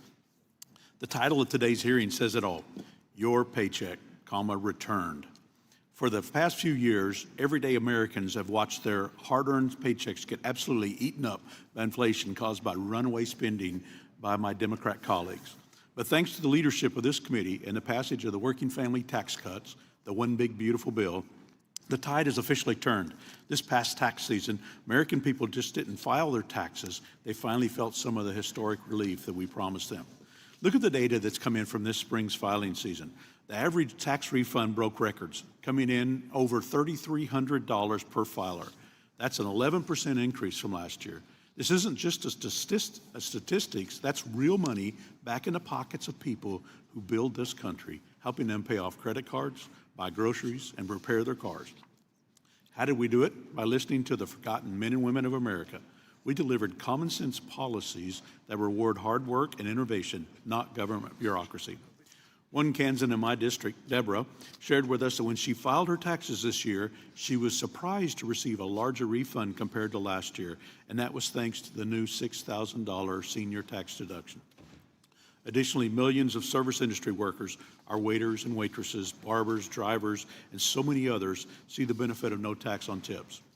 Over 25 million hourly workers who stayed late and worked hard kept more of what they earned through no tax on overtime. We permanently boosted the standard deduction, brought back full immediate expensing for our Main Street businesses, and ensured that 88% of our seniors pay zero tax on their Social Security. This hearing is our opportunity to look at the undeniable success story of the tax season. I want to thank our witnesses for being here to share some of their stories today. Mr. Snyder, I will start with you. You know, as you look at the effect of the working family tax cut, can you give your perspective on the importance of the permanence and stability in the tax code? And can you tell us how businesses and families are reacting and how that translates into higher investment, higher wages, better opportunities for people and their families? Yeah, of course. Permanent policy is very important. Tax salience is also important. So if you have a permanent system, people are more likely to understand the benefits they're receiving, respond to them the way we hope, whether that's working more in the case of, say, overtime and the like. So, you know, permanence provides that certainty, especially for businesses that they know in the case of full expensing for equipment is now permanent, full expensing for R&D is now permanent, the EBITDA interest limitation is now permanent. All of those are really helpful for long-term planning and for investment and growth. Yeah, thank you. Mr. Stifo and Ms. McCulloch and Mr. Alexander, all of you work in industries where either you or your colleagues actually benefit positively from no tax on tips or no tax on overtime. You know, you have more of your money for, you know, spending on the things that you and your family need. Can any of you talk about opportunities that you have to see, to utilize that money for education, for home ownership, for family life, for your regular day-to-day businesses or regular everyday expenses? Sure, thank you, sir. So whenever this bill first passed, some of our coworkers were talking about how we may get a hammock and a pantry and stay up at the mill all the time for the opportunity to get a lot of overtime. So, but personally, my family, me and my wife, we plan on having children soon and working on that, and it'll be very helpful moving forward. For me, one of the things that you mentioned was providing housing and being able to pay rent, having consistency and knowing that you're able to do that. I think one of the things that resonated with me, one of our stylists, who I didn't mention, told me that he saved every tip that he had for 1 year for a down payment on a condo. And a year later, he was able to be successful and to be able to purchase that. So I think that the tip portion of this bill was really important. I think just allowing them to keep more of that allows them to make those investments in themselves, which is critically important. Thank you. The nature of this restaurant industry, for tipped workers at least, is one that's kind of variable. Growing up during, going to restaurants and working at restaurants during school, I would oftentimes have conversations with my managers where I go, hey, I have this final coming up. I can't work this next week and a half, and they give me that flexibility. Having this refund come around mid-March, I think it was February, in the middle of my preparation for the LSAT exam, meant that I could take a little breather. I could go, okay, I'm going to actually study, not have to worry about work for a little while because of that refund coming back to me. Great. Well, thank you all for being here, being able to talk about your stories and the positive success you've seen. Thank you. I yield back. Thank you. Mr. Smucker, you're recognized for 5 minutes. Thank you, Mr. Chairman. Thanks to each of the witnesses for being here. Dr. Edwards, appreciate you being here. I want to respond to just a few of the things that were said here and some of your comments. So first, glad you're here, glad that you're participating in this debate. Your opinions are important. We're glad you're an American, and we hope that this tax bill works as well for you as everyone else here, and as well as for everyone else in your income bracket, and we expect it'll do just that. I do want to say just a couple things. One, you talked about the impact of the bill on rural hospitals and access to care. We want everyone to have access to care. We want hospitals to work. That's why there's a fund that provides additional resources for rural hospitals. But I want to push back on your characterization of Medicaid. Medicaid, after the provisions, the changes that we made in this bill, will increase from an annual reimbursement to the states of $691 billion to $1 trillion within the next 10 years. That's not a cut in Medicaid. In fact, what we're trying to do, and CBO backed this up, is trying to ensure that Medicaid dollars go for Americans who deserve it and are qualified for the program. Do you think that's important? That Medicaid goes to individuals who are qualified for the program? What does qualified mean? Well, there's clear qualifications for Medicaid today. I do not think that you should make people work to get health insurance. Do you think we should ensure that states require Medicaid recipients to comply with the qualifications before they're given Medicaid? Well, I would never tell a state to violate federal law or order, but I would also not seek to ensure low-income populations by making them work if, for example, their health condition prevents them from working. Okay, I need to get back to another. You agree, there was a conversation about who is benefiting from this bill. You agree that lower income workers in the lower brackets, or maybe let me put it this way, income workers who are tip workers, because it may not always be lower income brackets, or overtime, are going to pay less this year or pay less after the first year than they did before. Do you agree with that? They'll pay less in taxes. If they successfully claimed the credit. Yes, so they'll pay less, and an individual who is on the higher brackets will pay the same as he was paid the year before? The answer is yes, because we simply extended those tax rates from 2017 that were in effect. So the answer is yes. So when you say that this benefits higher income earners more than lower income earners, it's just not true. The facts are what they are. Do you think we have a progressive tax system? Less than it used to be. What percentage do you think the lower, if you divide into quintiles, what does the lower 20%, the lowest quintile pay in taxes? Of households or filers? Households. Households, the bottom quintile, you'll have mostly non-filers. They don't earn it. They pay less than zero, right? Well, or they don't have any tax liability because say they're. What percentage do you think the top 20% quintile earners pays? All right, the top 1% pays about 45% of all taxes. The top. No, as a percentage of income. Oh, as a percentage of income. The bottom 50% of filers, it's roughly 3%. And what's the top? The top is going to be around 23. I have a chart, that's right. And I specifically want to address this because some of the rhetoric that you've put forward and Democrats put forward paint an entirely different picture. And I had someone come into my office just last week who actually believed some of the things that Democrats are saying, who believed that higher income earners were paying less as a percentage of their taxes than lower income earners. This chart shows, of course, exactly the opposite. This shows the bottom 20% over here pay minus 3.6% dollars. When they file taxes, they get money back. And the top 20% pay 25.5%. That's a very progressive tax system. That doesn't mean that they're only paying more dollars, which of course they are because they're earning more, but they're paying a much higher percentage of their total income.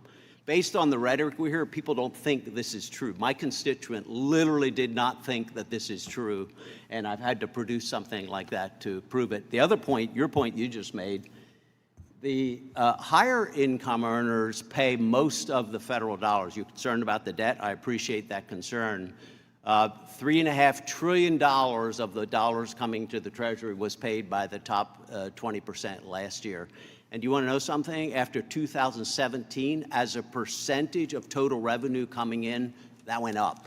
Because their income went up, sir. So not only, no, as a percentage of their total revenue, It went up, and the total dollars went up. Because So they're not going only up, did we sir. make it more progressive in 2017, we made it even more progressive in the tax bill that we just did. And I'm sorry I'm out of time. I hear the gavel. I'd love to talk more. Thank you.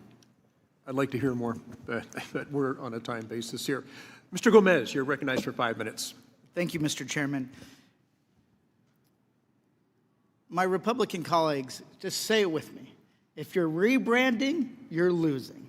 And that's what you're trying to do when it comes to having these hearings and these dog and pony shows when it comes to what is actually called the one big, beautiful bill. You're rebranding, you're losing.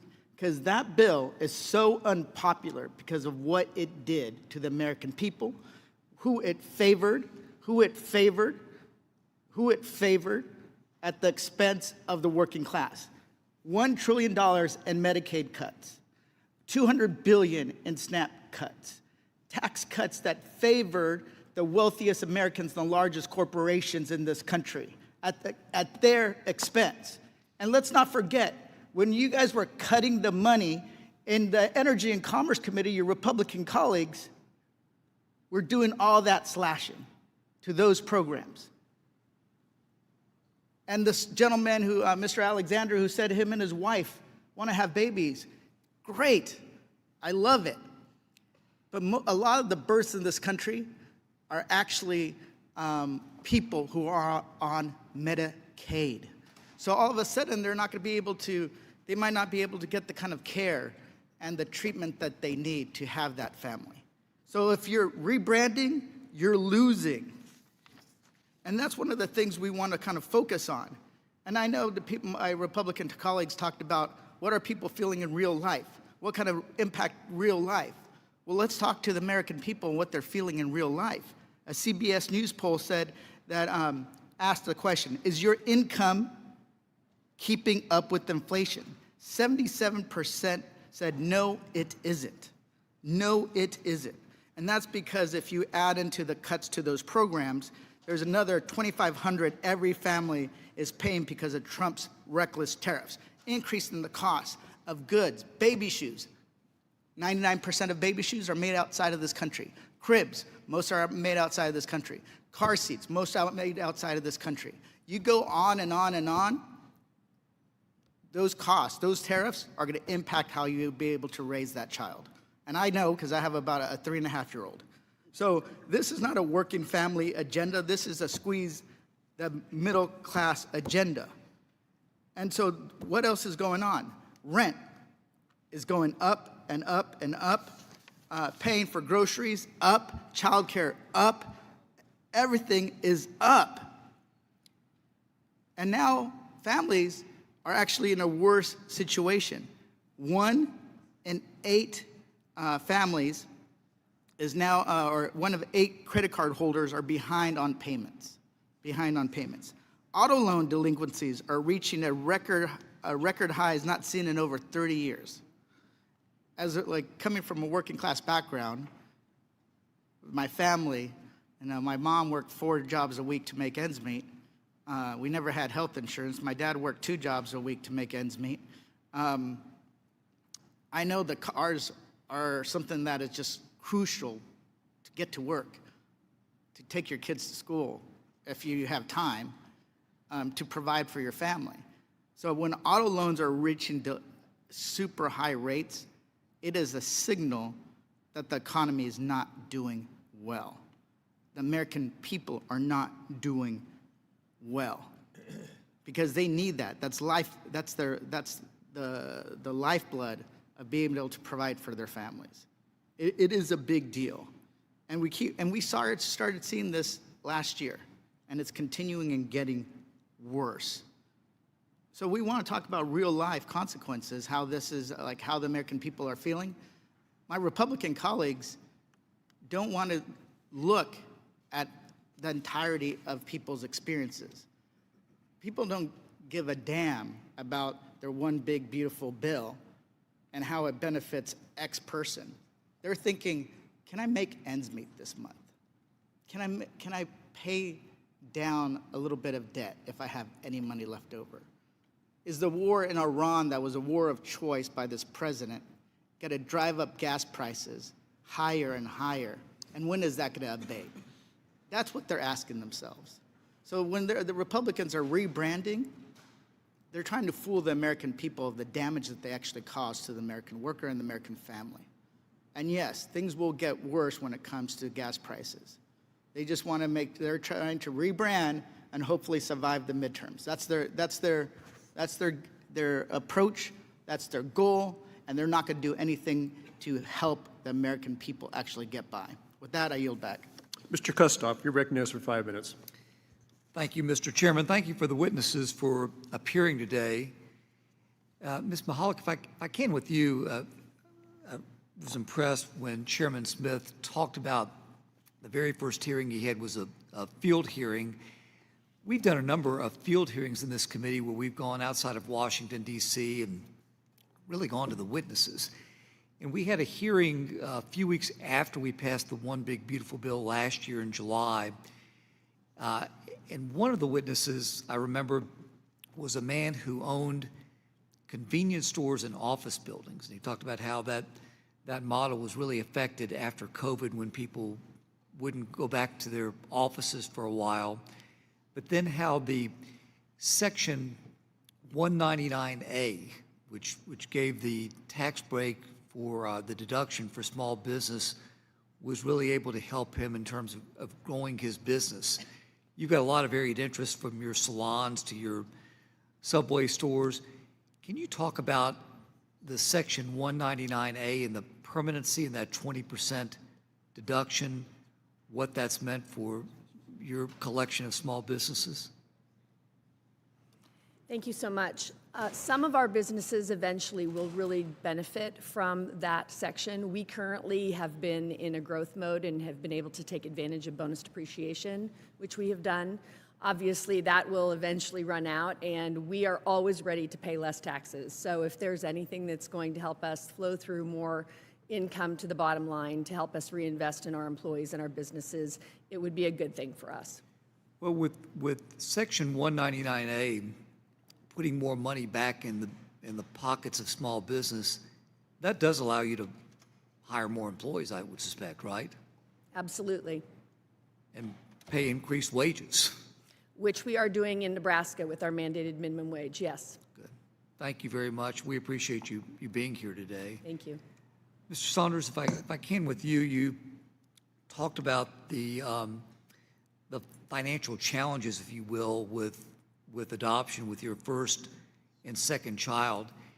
Can you talk about the child tax credit and what that's meant and how that figures into all the expenses that you and your wife outlaid to adopt your two children? Absolutely. Any benefit that we can get for having a child is going to be helpful. Again, I'm a school teacher and my wife works at a church, so our income is not super substantial. Just being able to have that money to be able to spend even on them, just having money to put towards college, put money towards their future, every little bit is beneficial. You also talked about I think the second child you adopted was last year in 2025. Is that right? Yes, sir. He was born in July, and so we finalized his adoption in January. So we didn't quite make the cut to take advantage of the adoption tax credit. It'll have to be in 2026 right. for that one. When you were working on your taxes for last year, you did get a fairly substantial refund as it relates to that adoption. Is that right? For the 2024, yes. Right. Mm-hmm. It was around $20,000, $21,000. Yes, sir. Is that correct? In terms of other parents who are looking at adopting, this new tax law does provide incentive, doesn't it? Yes, sir, it does. It makes it where it feels like it's something that can be affordable to a family. Because the financial, if you're talking about $20,000, $30,000 to invest in your family, not a lot of people, that's a car, that's paying for an entire car, right? Just to start to have a child. And even that comes with risks where sometimes placements don't happen and sometimes you incur even more costs. So just being able to not have to, and just having the ability to not have to sacrifice as much to have that standard of living for your family is super helpful. And having that money coming back in our pockets in 2026 tax year, being able to apply that adoption tax credit for our second son will be a huge benefit to our family. Thank you, Mr. Saunders. Thank you again to all the witnesses for appearing, and Mr. Chairman, I'll yield back my time. Thank you, Mr. Kessler. Ms. Van Dyne, you're recognized for 5 minutes. Thank you so much, Mr. Chairman. I want to thank all the witnesses for joining us here today from all around the country. You know, I know members of this committee really appreciate the sacrifices that you're making to just be here today. As the Chairman Jason Smith mentioned, you know, none of you are billionaires. I'm assuming you didn't fly here on private jets, that you actually had to pay the cost to get here, and we really appreciate you being here today. I think this filing season has proven beyond a doubt that Republicans, when we're in control the levels of power. We really deliver real results for American families and workers, and like the ones that you see in front of us today. And let's be clear. I mean, I've heard the comments from my colleagues on the other side of the aisle who really don't care about your stories. They really don't care about what you have to say. They don't want to hear about the positive benefits that you've gotten from policies that have been passed. I mean, you just heard it. Nobody cares about it. Nobody wants to hear about that. I disagree, and I really appreciate you being here. But let's be clear. If Democrats had their way in the past year, the tax bill in the average American family would have increased by an average of $1,700. That's on the average American taxpayer. But in the working families tax cuts, one provision that really struck out to me is making the boosted standard deduction. So this is for everyone. This is not just for billionaires. This is not just for millionaires. But this is for the majority of people who actually file their taxes. That they boosted the standard deduction. The IRS data shows that up to 90% of filers opt for the standard deduction after it first doubled in the TCJA. But for the tax year of 2025, the standard deduction was $15,750 for single filers. It was $23,625 for heads of household and $31,500 for married couples filing jointly. And in addition, it was adjusted for inflation each year in perpetuity to ensure that Americans continue to fully reap its benefits. If that is not helping hardworking taxpayers, hardworking Americans, I don't know what is. Provisions like the boosted standard deduction contained in the Working Families Tax Cuts have provided critical help to many middle-income families that no longer pay a dime in federal income tax. So a family of four with two children earning up to $73,000 now owes zero federal taxes. And that is real relief for working parents, for Main Street, and for the backbone of our economy. Mr. Alexander, I want to thank you for being here today and for the critical work that you are doing for the American steel manufacturing. And as you know, the Working Families Tax Cuts significantly expanded the 529 savings plans so that they can now be used not just by four-year universities and colleges, but for registered apprenticeships, for trade school certifications, welding programs, and for tools and equipment that are needed for skilled trades. I have long been a proponent of this approach to help people find new careers or to support North Texans hoping to break into these types of jobs. From your experience working in a steel mill, how do you think this benefits the next generation of steel workers in your mill or even current workers like yourself? Yes, ma'am. Thank you. I know for me personally, this would have been a great opportunity to, as starting out as a welder, to have these options. And so younger people coming into the mill now, they have those options, and I believe they will take advantage of it, especially having the overtime tax breaks along with it, along with the industry, would be a great benefit. In this job, I hear over and over again that we are not replacing enough retiring workers in the manufacturing sector. Do you think that more people would go into welding or the trades and bridge that gaps if families could use education savings account dollars to help cover the cost of training? Yes, ma'am, absolutely, and I would have too, earlier on. Good to know. Mr. Schneider, going back to the subject of the standard deduction, in your expert opinion, how beneficial is the permanent boosted standard deduction for middle-class workers in terms of things like reporting requirements from itemizing and keeping their hard-earned income? Yeah, great question. It benefits about 90% of tax filers. It's about $12 billion to $18 billion in tax. I'm sorry. It affects how many? 90% of tax filers, roughly. So the vast majority of the country takes the standard deduction. It used to be before TCJ, it was about 70% would take it. So it's dramatically simplified filing for majority of tax filers and provides annually about 12 to 18 billion in tax relief for all of those individuals. Why do you think that they take that now versus in the past? More people take it now. When the SALT deduction was capped at $10,000 and mortgage interest was reduced, while the standard deduction was dramatically increased, it made the standard deduction just simpler, easier, and better than itemizing. So wait, you're telling me that we're actually simplifying filing of taxes? That's correct. Are more people getting to keep what they make? Yes. And are larger tax returns being given to the American people? Yes. And that was as a result of this bill? Correct. Excellent. Thank you very much for your testimony. I yield back. Mr. Meyer, you're recognized for 5 minutes. Mr. Chairman, thank you very much, Madam Ranking Member, and thank you all very much for being here. I just want to say that I like and appreciate my Republican friends talking about all the tax breaks. I am concerned that, aside from this meeting, most of the rhetoric is about the debt, which I very much care about, $40 trillion now, equal to our national GDP, and we're hearing very, very little about that right now. We're just talking about giving money back, not where the money's coming from. I also don't think it's fair to say that we don't like hearing about it. As the father of 2 adopted children, I wish we had that back when I was a young man. I love hearing about overtime workers not having to have taxes on it. I do object to the fact that so many people have to work overtime just to make ends meet, that 40 hours isn't enough for many, many people to get by in this country. And I do think that what I'd like to talk about is the tax on non-working families. Because one of the things that really upsets me about this bill is not the people that worked hard and built a business and invest over the years, their taxes, they pay taxes on it, but rather our tax structure very much benefits children born into that family. My Republican friends and the president chose to give a few thousand heirs of multi-million-dollar fortunes a $200 billion tax break by making the previous cuts to the estate tax permanent. Chris Van Hollen, the senator from Maryland, and I have a bill that reduced the income taxes for every American making less than $135,000. We don't want to touch a $200 billion tax break for the richest people in America. This was originally given in 2017, and it's made our debt worse, and it's moved so much of our country in the wrong direction, especially when you consider the war of choice in the Middle East weighing on working and middle-class Americans.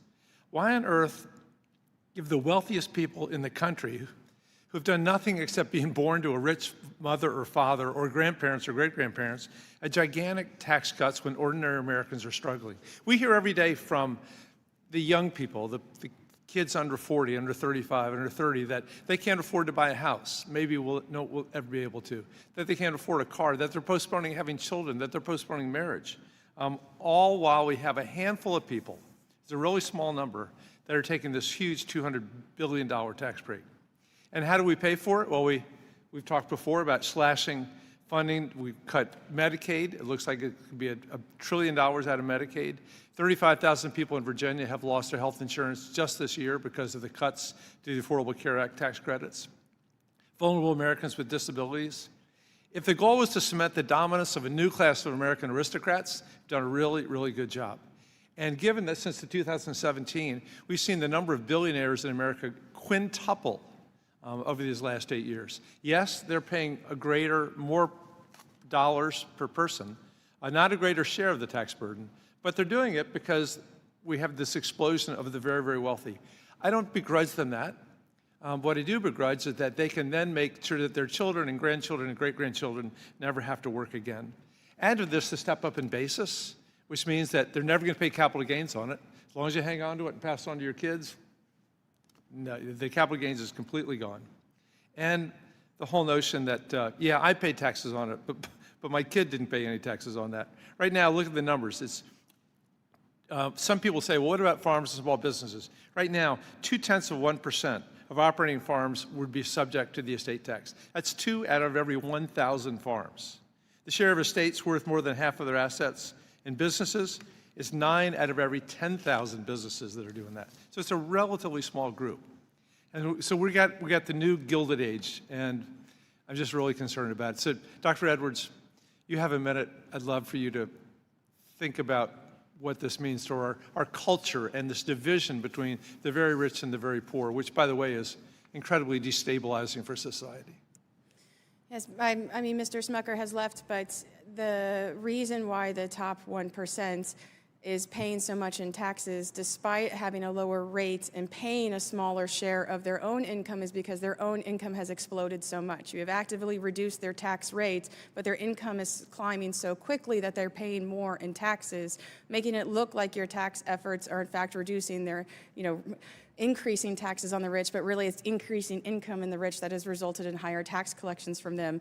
Myself and others have proposed to bring the estate tax down from $30 million to remove the step-up basis and to use the proceeds from the estate tax to establish a children's trust fund so that every child in the United States can be apportioned from the fund, something like a basic income that we had briefly through the child tax credit, child care, Medicaid, school meals, extra money for kids who have developmental delays so that we are taking from the very wealthiest children a little bit off the top to give children who were not so wealthy more of a chance and to relieve the burden that the cost of children put on so many working families.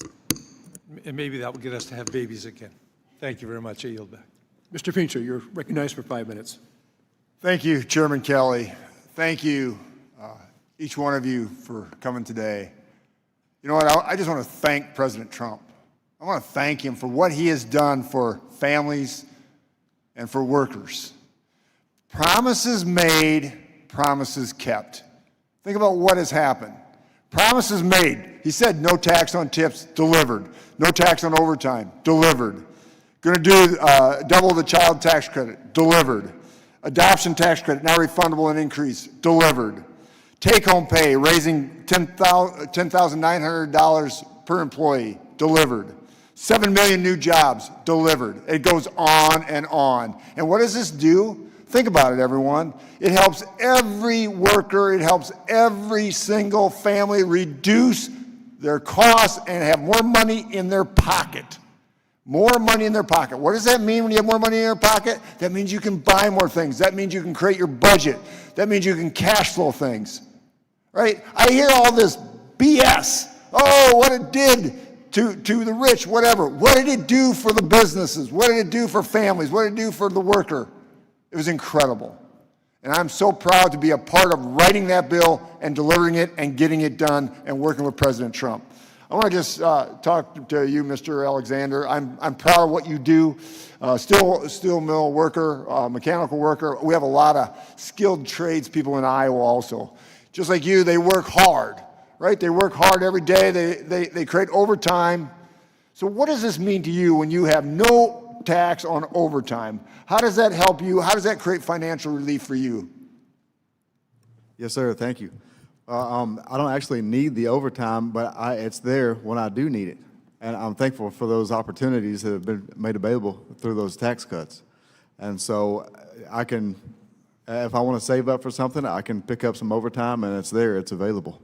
Exactly right. Puts more money in your pocket, right? Yes, sir. That's more right. Money in your pocket. Absolutely.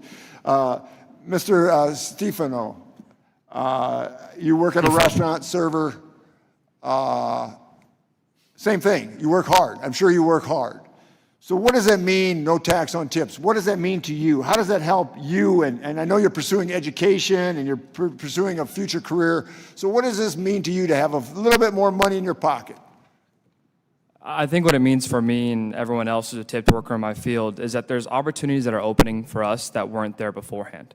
There's a little bit extra money that we have at the end of the day that we can use for future retirement, investment, things like that, which is new for this kind of field. Yep, thank you. And then also, Mr. Saunders, public school teacher, you adopted kids. Thank you for doing that. Awesome. That is awesome. So what did that adoption credit, the extra dollars, how did that benefit you? Well, just it gives us the freedom to have a lifestyle and a life that is enjoyable and comfortable. We don't have to struggle to make ends meet when we can have something like adoption that costs so much to be able to be funded, or at least partially funded by that refund. And again, I just implore Congress to continue to explore whatever opportunities you can to help finance more adoptions so that these kids have better families, better futures, and are actually a less tax burden on other programs. Yes, thank you. You guys are great Americans, right? You work every day you get paid, all right? You're real. You've been affected by this Families Tax Cut Act by putting more money in your pocket. It's helped all of you. And I just want to say to all of America, that's what this bill does. I want to thank President Trump again. I want to thank all of us that wrote the bill and got it done, delivered the result for the American people. Thank you, and I yield back. Thank you. Mr. Swasley, you're recognized for 5 minutes. Thank you, Mr. Chairman. Thank you to the witnesses. We really appreciate you taking all the time to be here today. It's a great service that you are. And like Mr. Feenstra said, you're all great Americans. We really appreciate you being here today and taking this time. I want to ask a couple of you a couple different questions. Mr. Saunders, congratulations on your adoption. Would you say the economy's in good shape right now? I would say that the costs have increased a bit in a lot of different areas of our lives. Mr. Steve-O, would you say the economy's in good shape right now? Costs have increased for sure. So that's like not good, right? That's bad. Costs have increased, but there's also some money going back into workers' pockets. I don't know. Okay. Ms. Machal, how do I say your name? It's Mahalik. Ms. Mahalik, what would you say? Is the economy in good shape right now, or is it kind of tough? I can speak just from my perspective. First quarter was a little soft for us. Second quarter really has started to become better for us as far as sales increases over last year. I saw you have like 21 Subway stores and some other franchises. Aren't the cost of goods going up pretty dramatically? Yes, sir. What do you think the reason for that is? is? Yes. Why do you think the costs are going up so much for the cost of goods that you purchase for your Subway shops and other franchise? Certainly supply chain affected it after COVID. And I think, we continue to feel the impact of that. And they keep on going up a little bit now, right? Because of fuel costs and because of the tariffs? Our buying group does a really nice job, actually. We've actually had some decreases because of their hard work in trying to source different things. Well, when I talk to economists throughout the country, they say that the war caused everybody's gas prices. Mr. Saunders, do you drive a car? I do drive a car. You have an electric vehicle or you use gas? It's gas-powered. It's gone up pretty high, right, recently? I'm in Texas, so the prices are a little lower in Texas. Yeah, how much, do you know how much you're paying a gallon? I think most recently it was around $3.60 a gallon. Oh, there was some report the other day that every state's over $4 a gallon now. My state, I'm paying $4.57. How about you, Mr. Stifo? Do you drive a car? Yep. Gas prices going up? I drive electric, but yeah. Oh, you drive electric? Yeah, you don't have to drive a gas car to know gas prices are definitely going up. Yeah. Mr. Alexander, welder, right? Are you is a millwright the same as a welder? Yes, sir, a millwright. We weld. It's kind of a multi-craft. Yeah. How do you think the economy is doing generally? In comparison to? Just right now, how do you think the economy is doing? Is it doing well or is it doing poorly? I would say in comparison to the previous administration, so it's okay for me. It's okay for you? So gas prices are not up where you live? Well, like I said, in comparison. How about the grocery store? Yeah, it's better. It's better? Oh, that's not what people are saying throughout the country. Mr. Snyder, I know you're an expert, used to be on this committee. How would you say the economy is doing right now? I'd say it's in a modest shape. It's got unemployment around 4.5%, which is low. Robust growth, 2.6% year over year. Yes, 72% of Americans would say the economy is in bad shape, just so you know. They're not happy with the economy. Dr. Edwards, how would you say the economy is doing right now? The economy has been slowly slowing for the past 6 quarters, and if we do not turn that around, we will slowly enter a recession. Yeah, so most experts and even the general public is saying the economy is in very bad shape right now. Affordability is the #1 issue in America. And, I think that anybody would, you guys were chosen as witnesses because you benefited from the tax bill. I heard someone say earlier, I don't know if it was Dr. Edwards or one of the people up here, said you represent 6% of the people that receive tax benefits. Most of the tax benefits went to people much wealthier than you. I mean, Ms. Mahalik is probably doing pretty well with 21 stores, but you can't begrudge people for getting relief on overtime. Do you know what the cap on the amount of overtime you can claim, Mr. Alexander? What's the cap on the amount of overtime you can claim this deduction for? Finally married, I believe it's 30,000? I think it's 25,000. It's a 25. If you're married, it's 12,500. Do you have to pay Social Security on your overtime still, though? Yes, sir. And Mr. Stifo, you do the taxes. It's the same type of thing, $25,000 cap. Do you have to pay Social Security taxes on your overtime still? I'm not sure. I don't get overtime, but I think the same rates. I'm sorry, not overtime. On tips. I meant on tips. I apologize. After 25,000, yeah. Yeah, and you have to pay Social Security on even that 25,000. You still have to pay taxes Social Security taxes on those things. I mean, I want to be clear, it's a very good thing. We need to make sure we have a Social Security net for us in the future, but it's good to also have the deduction from the taxes so that workers get to keep more of what they earn. Yeah, deduction's a great idea. It's wonderful. People put more money in people's pockets. That's the great thing. There were some bad things in that bill, though. So right now, we see prices going up from tariffs. We see prices going up from the war. We see prices going up from having so much debt, the most amount of debt in the history of our country, which causes upward pressure on interest rates. As a result, it's harder to borrow money to buy a home or to lease a car. We see upward pressure on health insurance costs, and we see upward pressure on energy costs in our country. All these things are going up specifically related to policies of this administration. But thank you so much for your time. We really appreciate you being here. Mr. Horstman, you're recognized for 5 minutes. Thank you to the chairman and to the ranking member. I want to continue on the line of questioning from my colleague, Mr. Swazi, to talk about the other added costs that workers are experiencing, and to step back and really discuss the full household budget that workers, particularly tip workers, face. They rely on Medicaid, and they rely on the Affordable Care Act as well. So even if a worker receives a temporary tax benefit, that benefit can be wiped out with their monthly health insurance premiums that are at risk, and if nearby hospitals and clinics face new financial pressures and aren't even available. In fact, because the enhanced premium tax credits were allowed to expire and Medicaid is facing new cuts, some working families could see premiums rise by up to $180 every single month. That's over $2,000 a year. So, Ms. Mahalik, would you agree that for working families, a tax refund is only meaningful if they're not losing more on the other side of the ledger through higher healthcare costs or reduced access to care? Sir, I really was just coming here today to speak about the benefits of no tax on tips, not more of a global conversation. Right, but health care is in this bill. They call it the One Big Beautiful Bill. I call it a betrayal of a bill. In that bill, it cuts $1 trillion out of our health care system. So just from a business standpoint, wouldn't you agree that if your workers have to pay more in cost through health care, that doesn't equate to some temporary relief that they might be getting on this side? Having access to affordable health care is certainly something that we always have to be focused on. Thank you. And certainly making the healthcare system more efficient in that regard. Agree with you there. So I represent Las Vegas, a large percentage of tip workers. And Mr.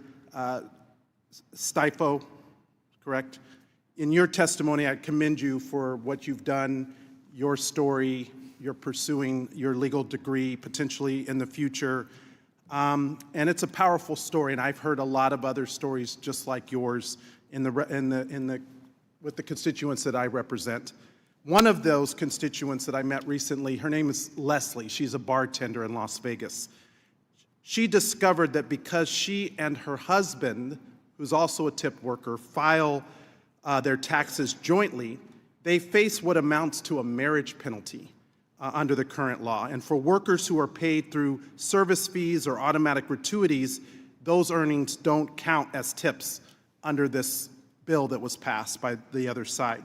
Would you agree that if Congress is going to say no tax on tips, that the policy should actually work for the workers who rely on tips, including married workers and workers paid through automatic gratuities? Shouldn't that be something that the bill should accomplish? The automatic gratuities, I'm not 100% certain on, along with surcharges, service charges. They're not included. Pardon? They're not. Yeah, but I can agree with you 100% that the no tax on tips right now for the servers who are getting the voluntary tip, if you're filing jointly and the amount is $25,000 for an individual, that if you're filing jointly with a married couple, it should 100% be $50 per thousand. I agree with you there. And so that's something that was promised, but because they didn't take the time to write it correctly, it amounts to a marriage penalty. That's why I've introduced the Tips Improvement Act to correct this issue so we don't have this marriage penalty, and so that we address the automatic gratuities not counting as well. Well, Congress, definitely, if I may. I'm reclaiming my time. Just yes or no, Mr. Schneider, Are you aware that the sub-minimum wage, which is $2.13 an hour, has not been increased since 1991? Are you aware of that? I wasn't aware of that. So it's a fact. The sub-minimum wage, which is the basis by which tip workers are paid in many states, overwhelmingly, is $2.13 an hour. And it hasn't been raised since 1991. That, to me, speaks to not putting more of the money in the pockets of the people who earned it, and that's another thing that my bill, the TIPS Improvement Act, addresses. Finally, Mr. Alexander, on the issue of this overtime, Representative Malatakis and I introduced the No Tax on Overtime for All Workers Act to ensure that millions of the workers who are left out of this bill are actually included. So, Mr. Alexander, if two workers both give up nights, weekends, and time with their families to work overtime, should one get tax relief while the other is left out because of a technicality in the statute? Thank you, sir. I believe that they could benefit from however they see fit. So under the Republican bill that was passed, millions of workers are excluded because they didn't write it correctly. Millions of workers who work overtime, like the ones that you referenced, should be able to get that benefit. And Representative Malatakis, who is a Republican, and I are working to try to fix that. So this is why I would just prefer us to work on getting the policy right. I commend the workers who are here today. You are the people that we should be fighting for. And I'm working to make sure we actually have a working tax cut plan that works for working people, not for the billionaires and the big corporations who benefited from this betrayal of a bill. I yield back. Dr. Davis, you're recognized for 5 minutes. Well, thank you, Mr. Chairman, and I certainly want to thank all of the witnesses for the long time that you've been here and for the excellent experiences and testimony that you've given and shared with us. I want to thank you, Mr. Saunders, for highlighting the importance of a fully refunded adoption tax credit to ensure that every eligible family receives the full value of the tax credit. So thank you very much for your explanation and your experiences and what you and your family have done and are doing. I'm proud to co-lead the Adoption Tax Credit Refundability Act that would remove income as a barrier to adoption. I'm also pleased that the law now allows partial refundability of up to $5,000. I've heard about many families who adopted in 2025 receiving the $5,000, but I'm still working with the Internal Revenue Service to make sure that families who adopted prior to 2025 receive the $5,000 for their outstanding adoption credit. Dr. Edwards, I recently received data from the Internal Revenue Service about where the 3.4 million taxpayers who had delayed refunds live. Alarmingly, 110,000 Illinoisans had delayed refunds, 440,000 in California, 250,000 in Texas, 230,000 in Florida, and the list goes on. For months, Representative Sewell and I have asked the administration for basic information to determine if the 3.4 million taxpayers with delayed refunds have received their funds.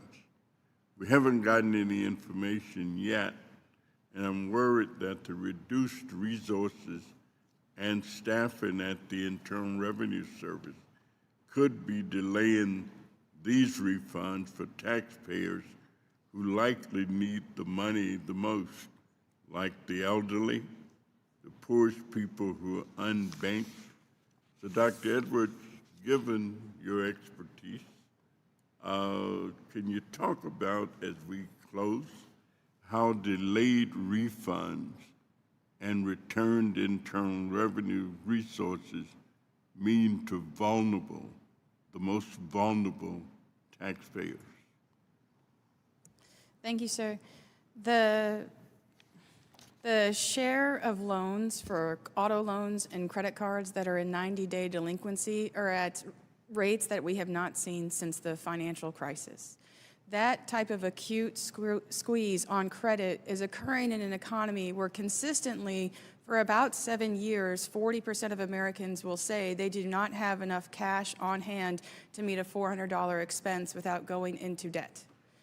That number's hardly budged throughout the twists and turns our economy has taken over the past 7 years. So we have a permanent, large class of Americans who are right at a knife's edge. Now, that's not to say that they would necessarily fall into financial ruin, but they're in a position to have to borrow when they're already borrowing too much, likely. They're in a position to have to borrow when, if they are unbanked or underbanked, they're going to have to go into alternative financial services that charge much higher rates of interest. Debt is not free. Interest is not free, even for low-income Americans. And it is of incredible concern if someone is owed money who is incurring debt in order to wait for it to come. Thank you very much, and once again, I thank all of the witnesses for your endurance and for a great hearing. Mr. Chairman, I thank you and the ranking member, and yield back the balance of my time. Thank you, Dr. Davis. Chris, you're recognized. Thank you, Chairman Kelly, for holding this important hearing today. Also to Representative Davis for his remarks on the adoption tax credit, which I'll speak to some of that. He and I co-led that effort. I want to begin sharing a couple of real-world stories of how this committee specifically delivered relief for American families and potentially changed their lives. Matt from Logan, Utah, northern part of my state, has a 4-year-old son who isn't old enough to go to school. He and his wife both work and pay approximately $7,700 each year for him to attend a local daycare. The expanded child tax credit of $2,200 covers nearly a quarter of his yearly daycare costs. Second, young newlyweds who are in the process of adopting a little girl told my office that the working families tax cuts, making $5,000 of the adoption tax credit refundable, relieved some of the financial barriers for them to start their family. I'm proud to have led out on this effort, again, with my colleague, Representative Davis. I'm proud that I can go home to Utah families and tell them not only did we prevent the largest tax increase in American history, we focused the benefits on low and middle income families and set our next generation up for success. I was proud to lead the legislation proposing Trump accounts, which establishes investment accounts for every American child. Mr. Saunders, thank you for being here today. Can you speak to how Trump accounts will help your 2 children? Yes, sir. So I just recently read about the Trump accounts, and I think that's a cool, unique opportunity to create a retirement fund for the kids. So Levi would actually benefit from that because he was born in 2025. He would get the additional $1,000 seed money, which would be a huge blessing to start not only funding him through a college fund, but also this fund to help him just understand just the necessity and the realization that you should save up for retirement. You should save up for bigger things in your future. And so we're both, me and my wife, are looking at the Trump accounts that will start in July, and we'll probably consider putting money towards them. The Invest America initiative that started several years ago that has broad support. We culminated it. We got it done last year. It's even more than that. Mr. Saunders, I'll add to your experience with it. Can you think of an initiative, this is rhetorical, but can you think of an initiative that has drawn already so much additional private capital? So the $1,000 that you mentioned about your son, your son or daughter, that's amazing. It's great. It's going to set them on a new footing. But we're talking $6 billion from one family foundation, private foundation. Other companies have come on board. They're going to start matching this. This is galvanizing the private sector, the nonprofit sector, to be able to get in and to go support our next generation, knowing what they have ahead of them. It's simply fascinating. It will change the mind frame from this next generation to say, hey, Investing is easy for me. I now have a place to put it. I can go put $15 that I made from mowing that lawn, and I can watch it grow in the next 10 years, 20, 30, and hopefully 50 years as they keep these accounts to hedge against what we're seeing and to prepare them for retirement. So I love that you're being able to see this directly impact your own family, and we're seeing it as a macro issue. I'll just end with Mr. Schneider. A quick question for Mr. Schneider. One of the Democrats' favorite lines is that the working families tax cuts was a handout to the wealthy. You and I both know that that's just not true. Can you quickly give some examples of how this bill is targeted to benefit the working class? Yeah, thank you. So I do agree that a lot are talking past each other, and specifically in 2025, current law is current policy. They're the same thing. So in this bill, all of the provisions that affect individuals have income limitations, whether it's $150,000 for seniors, whether it's $300,000 for tipped or overtime workers, or $500,000 for SALT. Every single benefit has an income limitation, so necessarily any retroactive relief that benefits individuals during this filing season, of which there's about $150 billion spread across 145 million returns, all of that is going to people earning below $500,000. I can't add anything more to that. It's a great summary, and I appreciate your input. Thank you all to our witnesses for being here, and I yield back. Thanks. I want to thank our witnesses for appearing before us today and the staff for all the work they do to put it together. Please be advised that members have 2 weeks to submit written questions to be answered later in writing. Those questions and your answers will be made part of the formal hearing record. With that, the subcommittee stands adjourned. Okay.